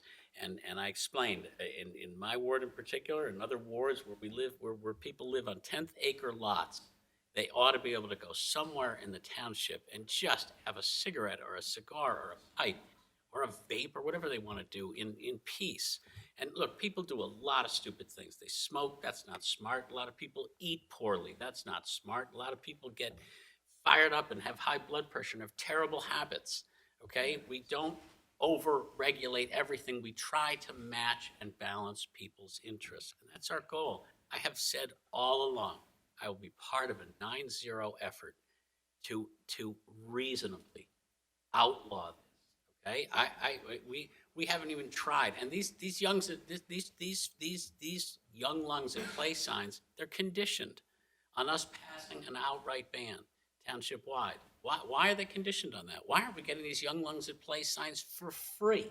And why aren't they going up on our why didn't they go up in our parks in October? The state has put a condition on it that we have to do a ban in every square inch of our park. Well, there are 4 of us who've made pretty clear that we have, that we have serious concerns about that. And that's not because I'm a gun nut, and it's not because I don't care about people with cystic fibrosis and children. I have 4 children. My kids were all raised in the parks in this town, just like everybody else is. But start today with this, and tomorrow it's sidewalks, and the next day it's porches, and then we move on to the next topic and tell people what they can't do. And other people get to say, because it affects me, you have to stop these other people that do it. I think one of my jobs up here is, at times, to protect people from the tyranny of the majority. Okay, we have to think about and balance the rights of folks here. I will happily sign on to an ordinance that scales back the absolute prohibition that's in this thing. It's not necessary. It hasn't been shown to be necessary. The police have never been called to an event like this. Our Parks and Rec Department hasn't been asked to try signage. We haven't considered passing a resolution and saying, folks, it's completely out of line to smoke a cigarette near a soccer game or sit on a piece of equipment, a child's equipment, and smoke a cigarette. We can, our rental agreements that we give out for pavilions can include bold language that says you will never rent with us again, and we'll charge you a $5,000 penalty if your group smoked near the children's equipment or violated any of our other laws. We can do all those things and accomplish what we want to do without doing a blanket ban. That's been all along, since this was first raised, that has been the concern of a number of these commissioners. Now, you guys don't have to agree with it, all right? And with this And you don't have to agree with the where ordinance. I don't, but I'm saying, this doesn't need to get so personal, okay? We're just, some of us aren't in favor. I have not made it personal once. I'm finished now. Mr. Siegel, go ahead. I just want to read Lower Merion's ordinance, section 109-4.1, unlawful acts. Smoking is defined as the carrying by a person of a lighted cigar, cigarette pipe, or other lighted smoking device. Smoking is prohibited in all township parks except for motor vehicle parking areas and any other smoking areas designated by the Director of Parks and Recreation. There you are. So it is a ban unless the director designates a smoking area. Thank you. Yeah, and let me clarify. Brian Barry had a conversation with the Director of Parks. Maybe Brian could share us that conversation. Because there are areas where you can smoke in Lower Merion parks and areas where you can't. I spoke with Donna Howard, who's Director of Parks and Recreation, to find out what they were doing that. I'm sorry. I did speak with Donna Howard, the Director of Recreation for Lower Merion, to find out what they were doing, and she's referenced an ordinance that Mr. Siegel just referenced. And she said a couple things. One was they could set aside spots. She didn't say whether they had, and I didn't, that wasn't part of the conversation. But what she did say is that enforcement was difficult, which is the reasons the park boards stated what they did, and that it's only enforced if there's a complaint.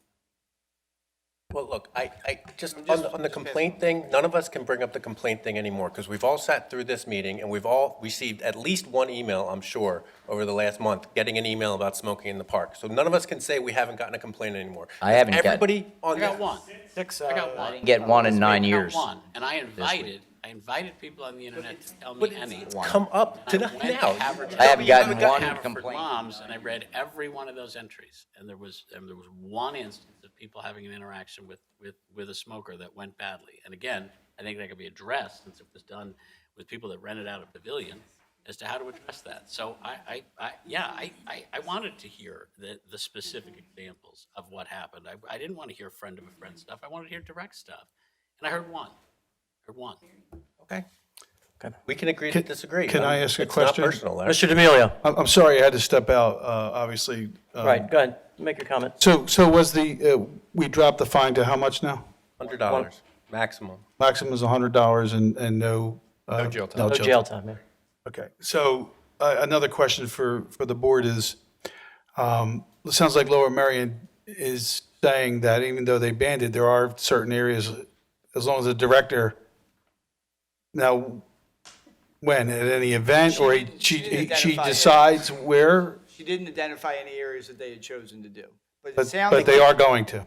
I think it sounds like she has the leeway she has the leeway to do it. to It sounds designate like an it- area if there's a strong enough request made of it. Yeah, is and what- it sounds like their enforcement isn't that significant. So that they're saying that they put this law out there, but it's not really happening, meaning they're not fining people for it, and maybe it's not happening at the parks because of this signage. What is their fine?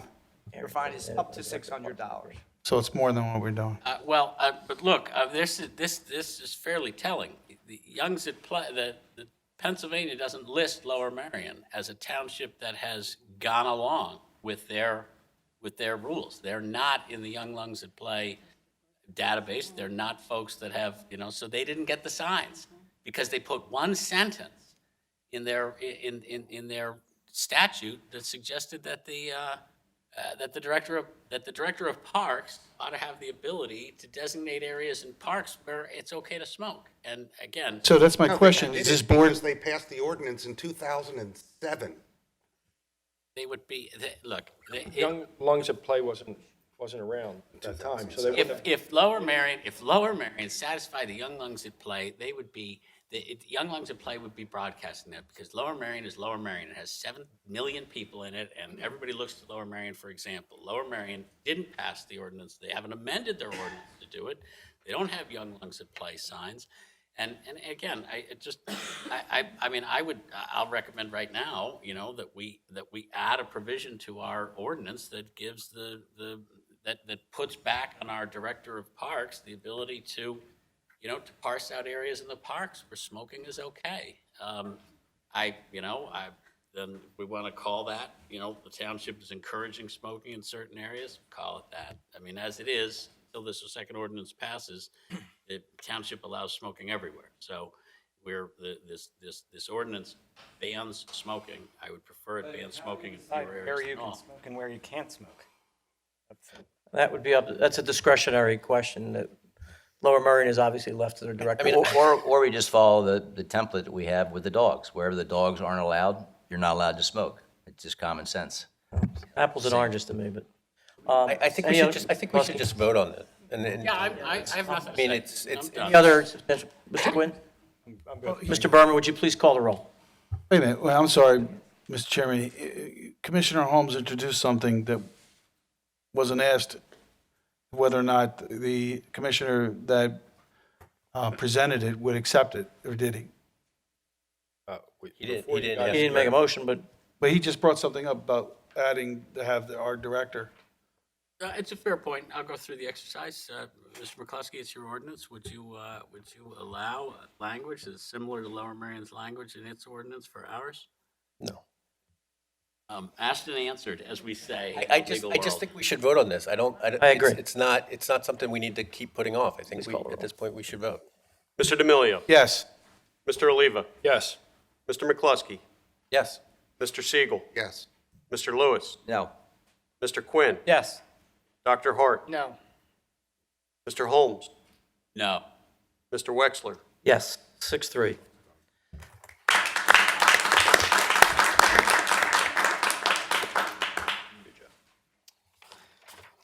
President. Thank you, gentlemen. Next item on the agenda is ordinance P1 2020. Mr. Holmes. Sorry, I gotta get it. Yeah. Item number 8. I move we adopt the second reading. Thank you for coming. I move we adopt the second reading of All for coming, ordinance, right? For coming. ordinance number P1 2020, amending Chapter 30 Pensions and Employee Benefits and Chapter 4 Administration of Government. Motion's made, Second. seconded by Mr. McCluskey. This is, we did this last month. Amy has described to us, this is updating our pension employee benefits to the 21st century, and I recommend that we pass it for the second time. Any other question? Please call the roll.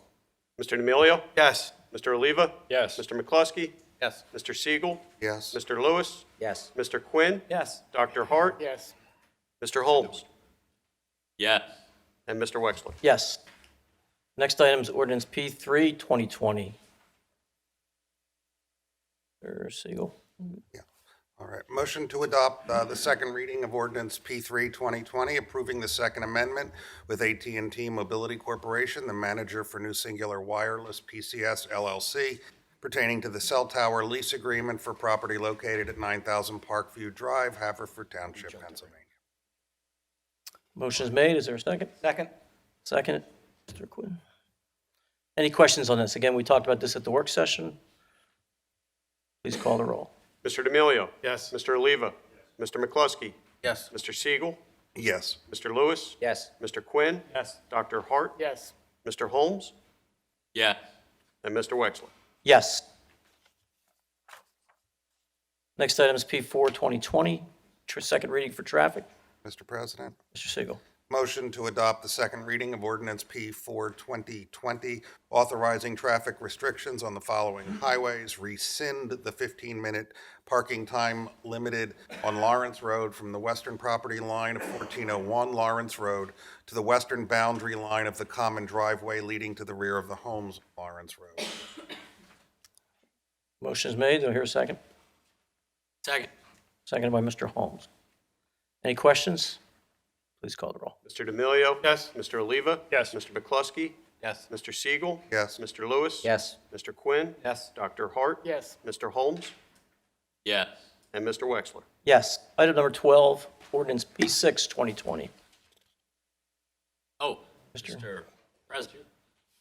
Mr. President, I move we adopt the first reading of ordinance number P6 of 2020, authorizing the incurrence of non-electoral debt by the Township of Haverford to refund the Township's general obligation bonds, series of 2014, an aggregate principal amount not to exceed $11 million. Second.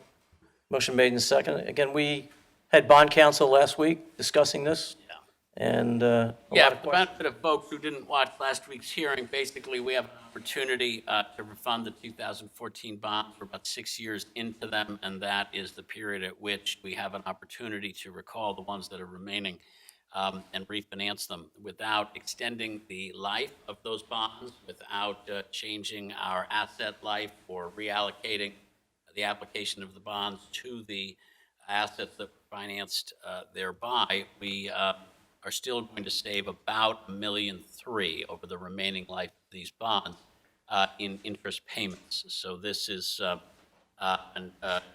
really, and that's $1.3 million net, whatever cost of issuance are associated with refinancing these bonds. So this just is another step toward the continuing improvement, dramatic improvement of Haverford Township's finances over the last decade, and may get us one step closer to that elusive investment grade AAA rating.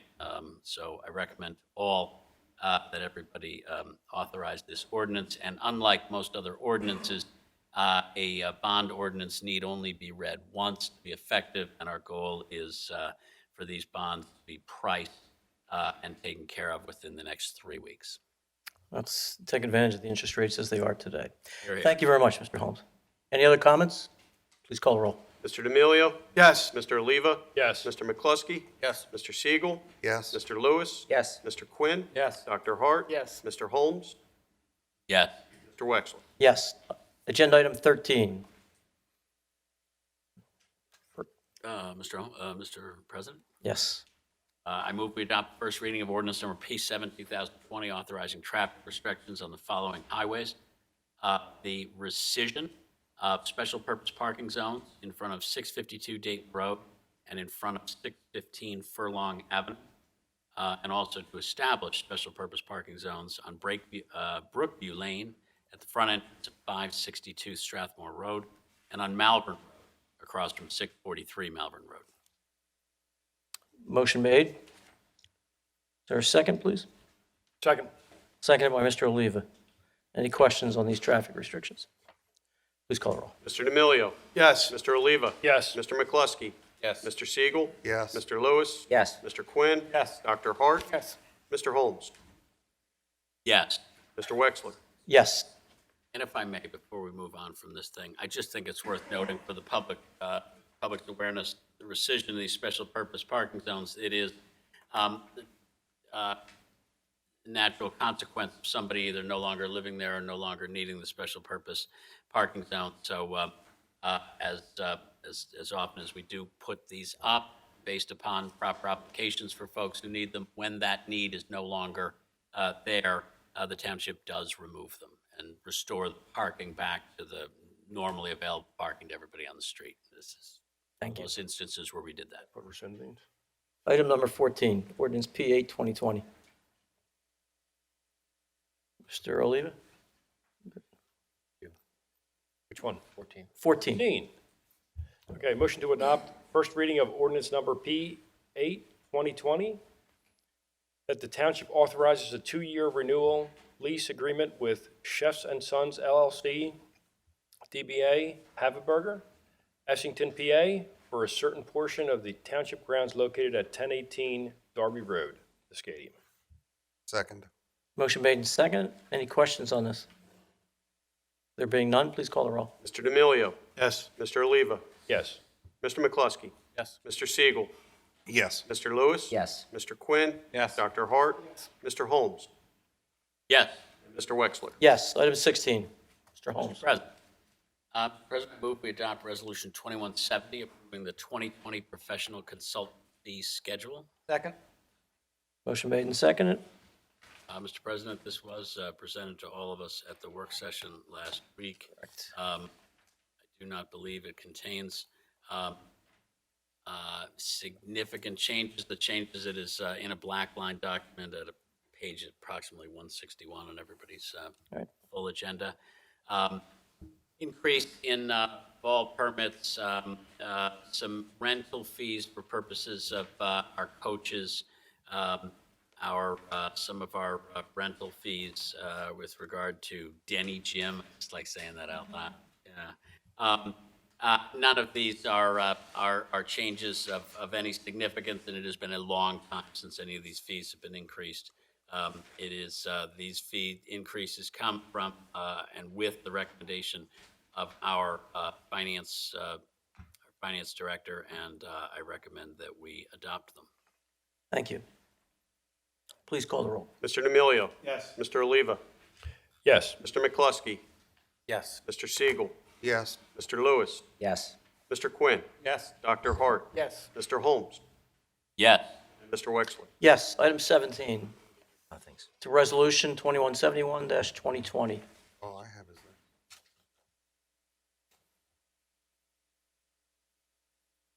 that. Mr. Siegel, would you read that for us? Sure. Motion to adopt Resolution 2171-2020 for the proposed transfer of Pennsylvania restaurant liquor license number R18498 from 7049 Joa Inc., formerly located at 7049-51 Terminal Square, Upper Darby Township, Delaware County, Upper Darby, Pennsylvania 19082, to Acme Markets Inc., to its restaurant facility to be located at 601 West Lancaster Avenue, Haverford Township, Delaware County, Bryn Mawr, Pennsylvania 19010, with the understanding that the transfer must be approved at a later date by the Pennsylvania Liquor Control Board. Motion made. Second. Seconded by Dr. Hart. We held a public hearing last week on this as required by law to transfer a liquor license from out of a municipality into the municipality. We took public comment, had the hearing, it was run by our solicitor, Mr. Byrne. There were no objections. Acme's attorney stated their case at the public hearing, and now comes before the board to approve the transfer. Are there any questions from any members of the board? There being none, please call the roll. Mr. D'Amelio. Mr. Oliva. Yes. Mr. McCluskey. Yes. Mr. Siegel. Yes. Mr. Lewis. Yes. Mr. Quinn. Yes. Dr. Hart. Yes. Mr. Holmes. Yes. And Mr. Wexler. Yes. Item number 18, Resolution 2172. Wait, what are we doing? Number 18, county aid application. Motion to adopt Resolution 2172, 2020, authorizing application to be filed for county aid in the amount of $66,960 for the Haverford Township 2020 road program. Motion is made. Second. Now second. Any comments or questions of the township staff on this? We know what roads, Bill? Now, this is, believe this is the county aid that we get to add to our roads program. Oh, correct? just that we're out of here. So it goes, you know, Cover 7 feet of roads. right. Awesome. Yeah, the way these asphalt companies charge. Line one street. I wish they would do Westchester Pike near Lawrence Road. Please call the roll. Mr. D'Amelio. Yes. Mr. Oliva. Yes. Mr. McCluskey. Yes. Mr. Siegel. Yes. Mr. Lewis. Yes. Mr. Quinn. Yes. Dr. Hart. Yes. Mr. Holmes. Yes. And Mr. Wexler. Yes, item 19. Mr. President, I believe there's a mistake in the resolution, so I'll read it as. Okay, read it the correct way, please. Motion to adopt resolution number 2173, 2020, commencing Sunday and on Sunday only, it should be April 19th, 2020, from 7 a.m. to dusk and ending on Sunday, November 8th, 2020, and on Saturday, July 4th, 2020, and Thursday, November 26th, 2020, 7 a.m. to dusk. Second? Motion made and seconded. Obviously, July 4th is a holiday, and I assume November 26th is Thanksgiving Day? That's correct. Okay, thank you for that clarification.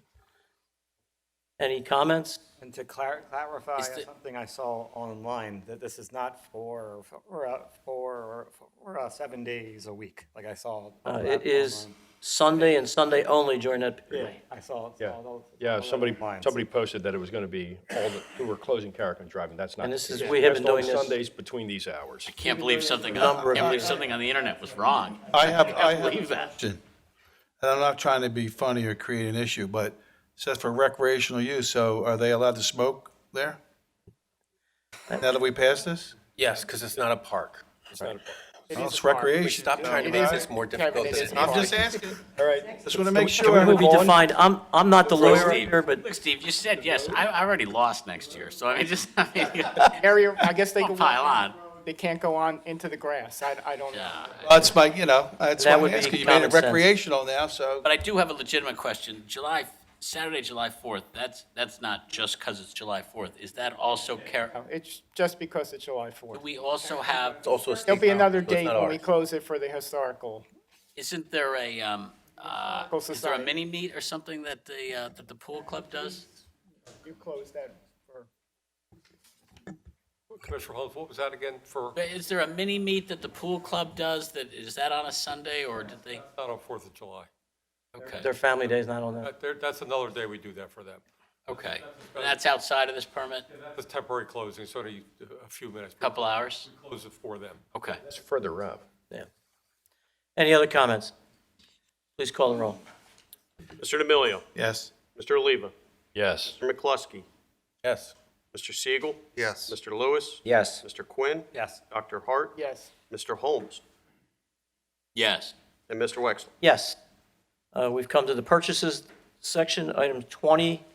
These purchases were approved in the 2020 budget. Codes Department, somebody read that motion, please. Motion to award purchase of 2 2020 Ford Fusion hybrids from Condor Ford, 300 South Main Street, Manheim, PA, under PA CoStar's Contract 26 for a total price of $50,800. Motion is made. Second? Second by Mr. Oliva. Mr. President, while we did approve these, and these are a big step up from Crown Vics, I really think we should be going with electric vehicles in the future. This is this Here, here. step in the right direction, but we should be going further. I'm with you 100%. These should be full electric vehicles. These should be like the Nissan, because we have the ability to plug these in to charge these cars. They're not emergency vehicles or, so this should be full electric vehicles, is what we should be doing in the future. I think we have some feedback from the chief of police who researched the issue here. We have been looking at electric vehicles. Danny Mariani and I usually have been taking care of the vehicles for all the departments. Chevy has stopped making the bigger size electric cars, so we are still researching to move to electric cars. But believe me when I tell you, it's not a lot out there that we would be happy with. We're looking for durability, something that's going to last a long time. So it's still a very new marketplace for these, and we are researching them very heavily. And that's the reason we cut it back to just 2 vehicles We at this time, appreciate right? this, but I'm just saying we should be this is what we should be doing in the future. Right, I think what the chief is trying to say is we are actively looking at it, but the evaluation of vehicles just didn't fit the use. I do understand English. And we are ordering a electric vehicle for the recreation department as soon as the pricing comes out this year. So we've already, that's budgeted, I believe, and we have that on deck for this, because it's a new car, the pricing isn't even out yet. So when we get there from Ford, in the next couple of months, we'll move forward with that vehicle. Thank you. Thanks, chief. Please call the roll. Mr. D'Amelio? Yes. Mr. Oliva? Yes. Mr. McCluskey? Yes. Mr. Siegel? Yes. Mr. Lewis? Yes. Mr. Quinn? Yes. Dr. Hart? Yes. Mr. Holmes? Yes. And Mr. Wexler? Yes. Next item is for the Public Works Department. That's you.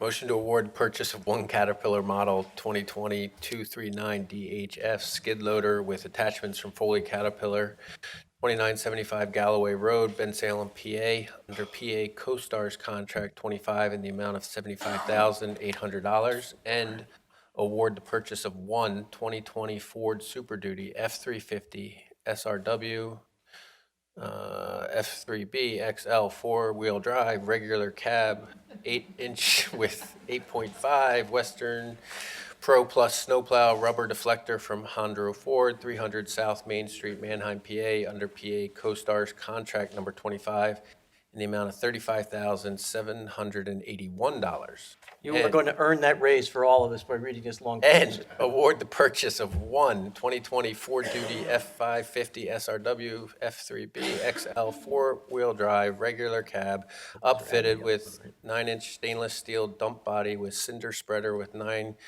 feet Western Pro Plus snowplow with rubber deflector from Hondro Ford, 300 South Main Street, Manheim, PA, under PA CoStarz number 25 in the amount of $73,250. Award the purchase of one 2020 ALC 25-yard tow Begin Leaf Vacuum Collector from H.A.D. Hart and Son, 11 Crown Point Road, Thoroughfare, New Jersey, under PA CoStarz Contract 25 in the amount of $72,985.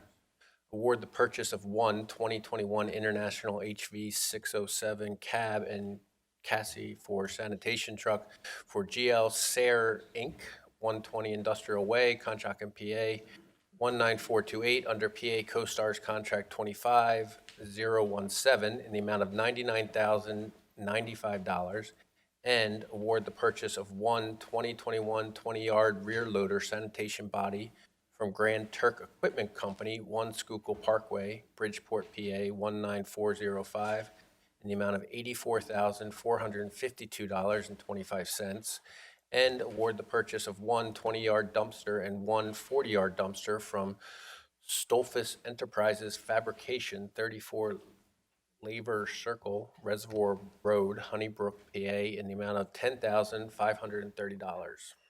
Second? Well done. There you go. Motion made and second. Any questions on these purchases for the Public Works Department? Being none, please call the roll. Mr. D'Amelio? Yes. Mr. Oliva? Yes. Mr. McCluskey? Yes. Mr. Siegel? Yes. Mr. Lewis? Yes. Mr. Quinn? Yes. Dr. Hart? Yes. Mr. Holmes? Yes. And Mr. Wexler. Yes. The police department is the next one. I'll read, there's a change in this, so I will read it. What I'm asking for somebody is we're going to look to award the purchase of 4 Chevrolet Tahoe police vehicles from Whitmore Auto Group, 10,001 East Main Street, Mount Joy, Pennsylvania, under CoStar's contract 13-111 for a total of $151,200. If somebody would move that for me? Second. So, well, make the motion, please. I'll Just make say- the motion. So moved by Mr. D'Amelio. Seconded by Mr. Holmes. Thank you very much. Sorry. So it's 151,200 is the new amount that was in your printed. Buying 4 vehicles, not 5 at this time. Any questions? Please call the roll. Mr. D'Amelio. Yes. Mr. Oliva. Yes. Mr. McCluskey. Yes. Mr. Siegel. Yes. Mr. Lewis. Yes. Mr. Quinn. Yes. Dr. Hart. Yes. Mr. Holmes. Yes. And Mr. Wexler. Yes. Last one is the appointments to the Senior Citizens Advisory Board. I will tell you that I am waiting for answers from 2 people for Ward 9. Ward 5 and Ward 7 still remain vacant as well. Yeah. Still to be named. Okay. I'm gonna put Rosemary Downs down for it. For that one. I've got to say, this is the hardest appointment to fill because asking somebody to serve as a senior citizen, you're almost going to, you get slapped in the face about 3 out of 4 times, but I'm not. No, it's like, I'm not old. And, Try not to ask that way, Bill. 70 is the new 40, I keep getting told, so it's that difficult, and the issue is everybody, all of us are getting, I'm actually old enough to serve on that panel myself, so. Yeah. Well, if shoe fits. Okay. When is the meeting? Double duty? What day is the meeting? What day is the meeting, Jerry? You know? It's on the Can't website. remember. Either It's- Mondays, but I'm It's not Monday, sure. it's like, Jerry, you want to do double duty? It's possible. Okay. Okay. Thank you. At this point, item 22 is continuation of the citizens forum for non-agenda items or any item, basically. Is there any member of the public that wishes to speak to the Board of Commissioners about any item, either on the agenda or not on the agenda? Looks like we're good there. Any new business by any member of the board? Any member have any new business? Gentleman right there. Oh, I thought, no, I'm sorry. It looked like you wanted to talk, though. No, you want to speak? Go ahead. Please state your name and address. My name's Burke Fitzpatrick, and I represent a company called Well Advised RX. Here tonight to tell you about our company that helps self-insured employers reduce the cost of their prescription plans. And as we know, the cost of prescriptions and healthcare continues to rise.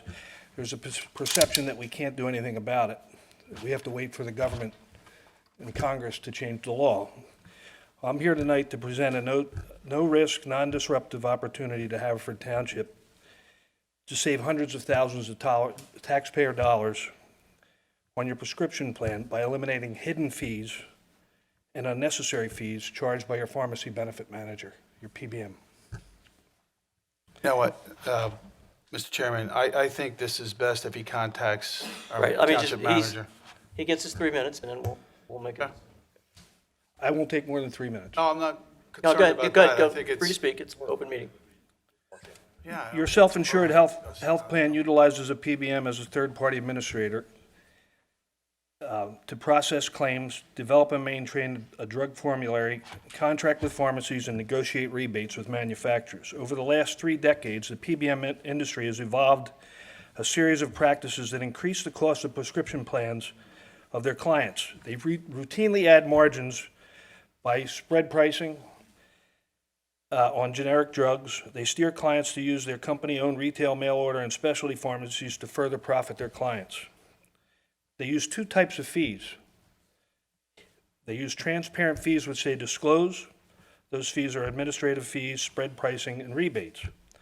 They also make money from hidden fees. These are fees that are not disclosed and are hard to audit and impossible to quantify in an RFP. They are collected, and all or part of them are kept by your PBM. A few of the hidden fees that we know of are what we call direct and indirect reimbursements, clawbacks, kickbacks, rebates disguised as administrative fees, rebates disguised as fast pay discounts, data sales, customer calls, and many more.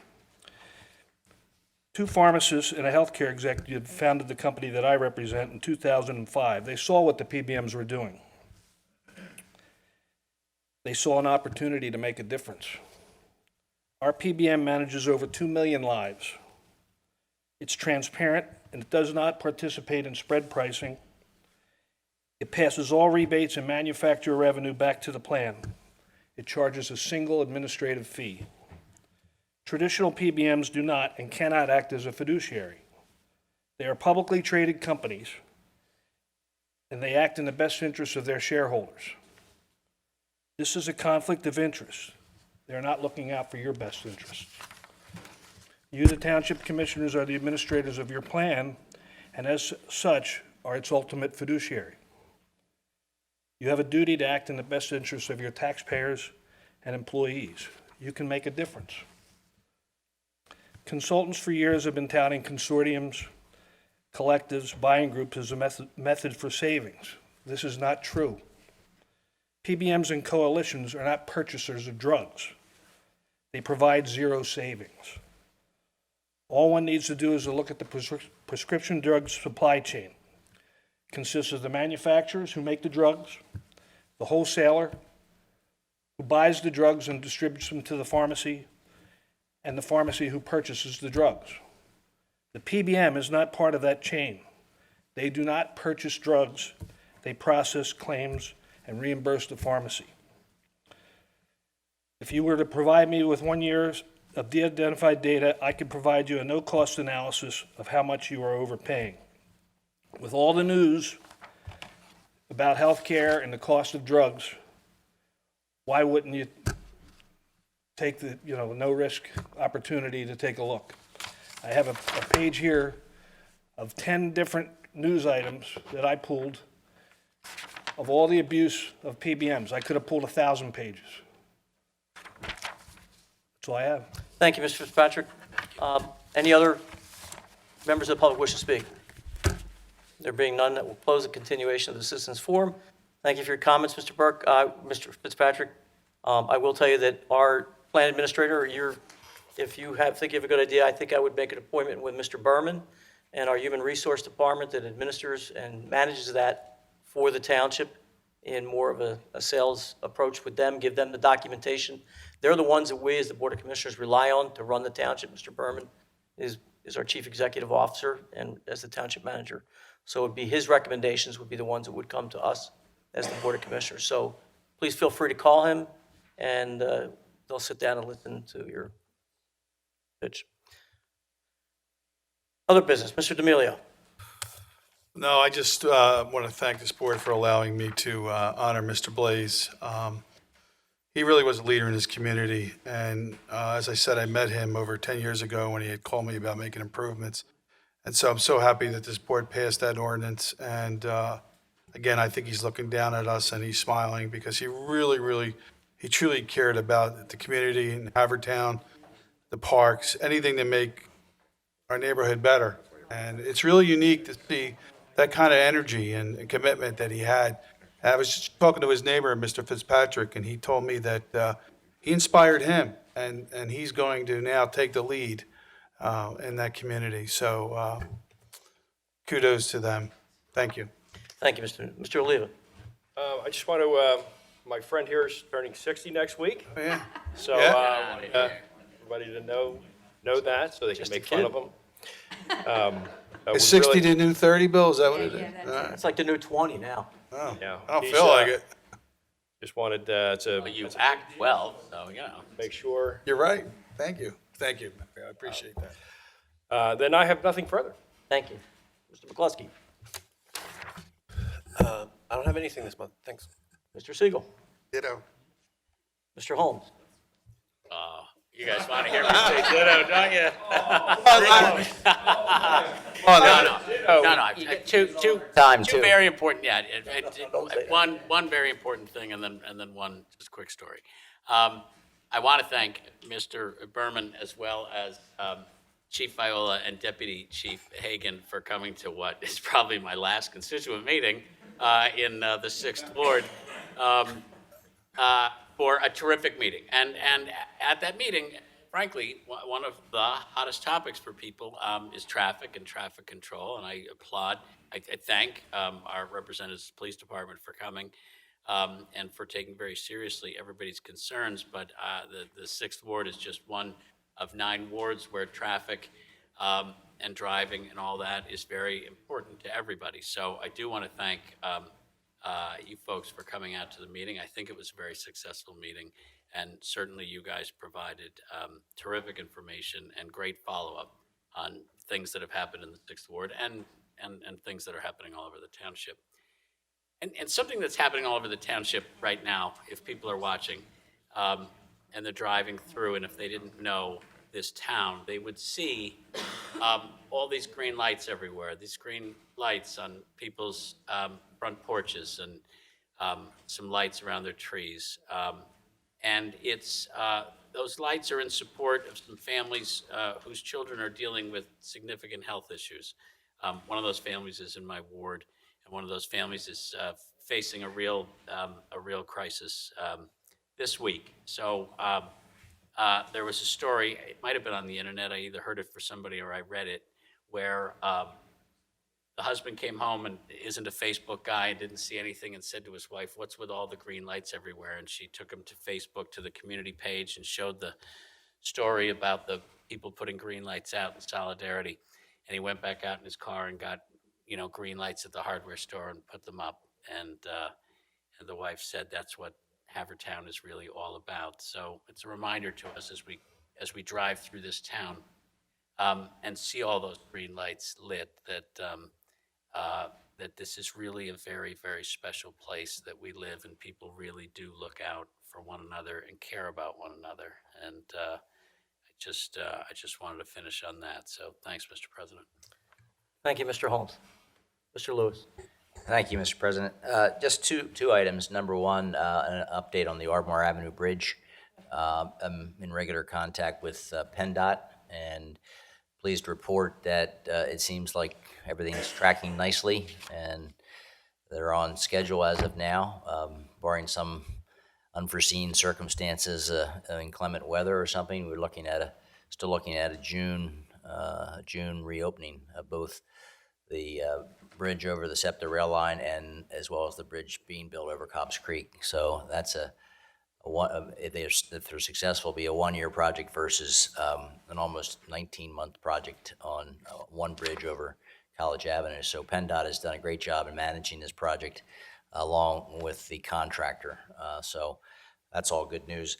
Just want to update everybody also on the billboard issue that we're facing as a township, particularly specifically in the 5th Ward. We have 2 billboards being proposed on Lancaster Avenue. We also have another billboard being proposed in the 1st and 2nd Wards. So four billboards in total are being proposed by Bartkowski Investment Group. The matter was heard by the Zoning Hearing Board. They denied the application. They then appealed to Delaware County Court of Common Pleas, where the decision of the Zoning Hearing Board was upheld. That was appealed to the Commonwealth Court. Commonwealth Court came back and ruled that the locations they picked were probably unsafe, but there probably could be locations somewhere in Haverford Township where billboards might be suitable. So it's now back in the hands of the Court of Common Pleas. Correct me if I'm wrong here in my summary. Our solicitor's here, so she can add to what I missed. But it's now back before the Court of Common Pleas. There was 3 days of hearings in January.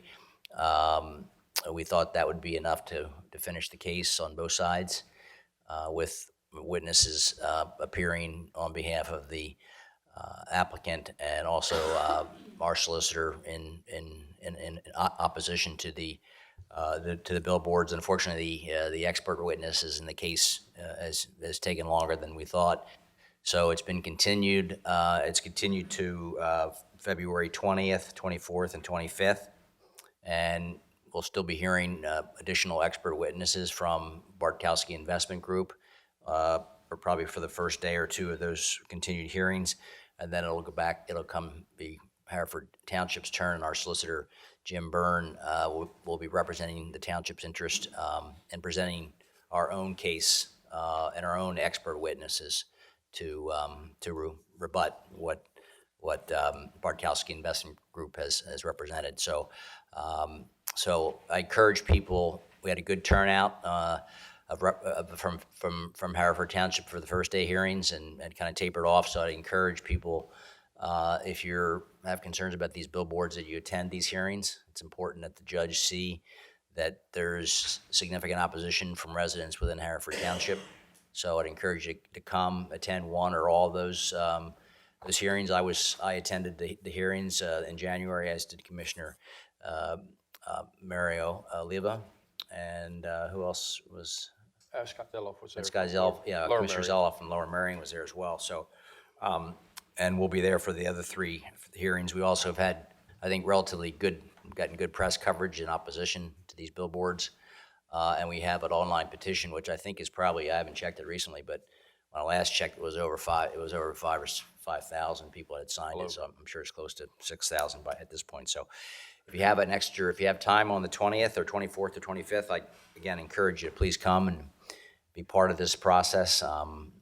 This would be particularly, I mean in all wards, but I think it's got a very adverse effect on health, safety, and welfare of our community, as well as property values. So this is a very significant issue and challenge facing the township. So the judge can rule a number of ways. The judge could rule that none of the locations are suitable. Could rule that one of the locations is suitable, or two, or three, or all four are suitable. So it's hard to say how it's going to play out, but we remain optimistic that we have an excellent representation from our solicitor, and also Lower Merion is participating in opposition, and then there's also an individual representing a couple homeowners that's doing a good job in helping represent the interests of the township. So, did I miss anything, Kelly? Covered it all. Okay, that's all I have, Mr. President. Thank you, Louis. Mr. Quinn? I don't have a thing except for about the green lights. It's just been great to drive around and see all the lights and how much support that this town. It makes us feel great to be from this town, because when there's somebody down there, or there's an entire town that just goes and helps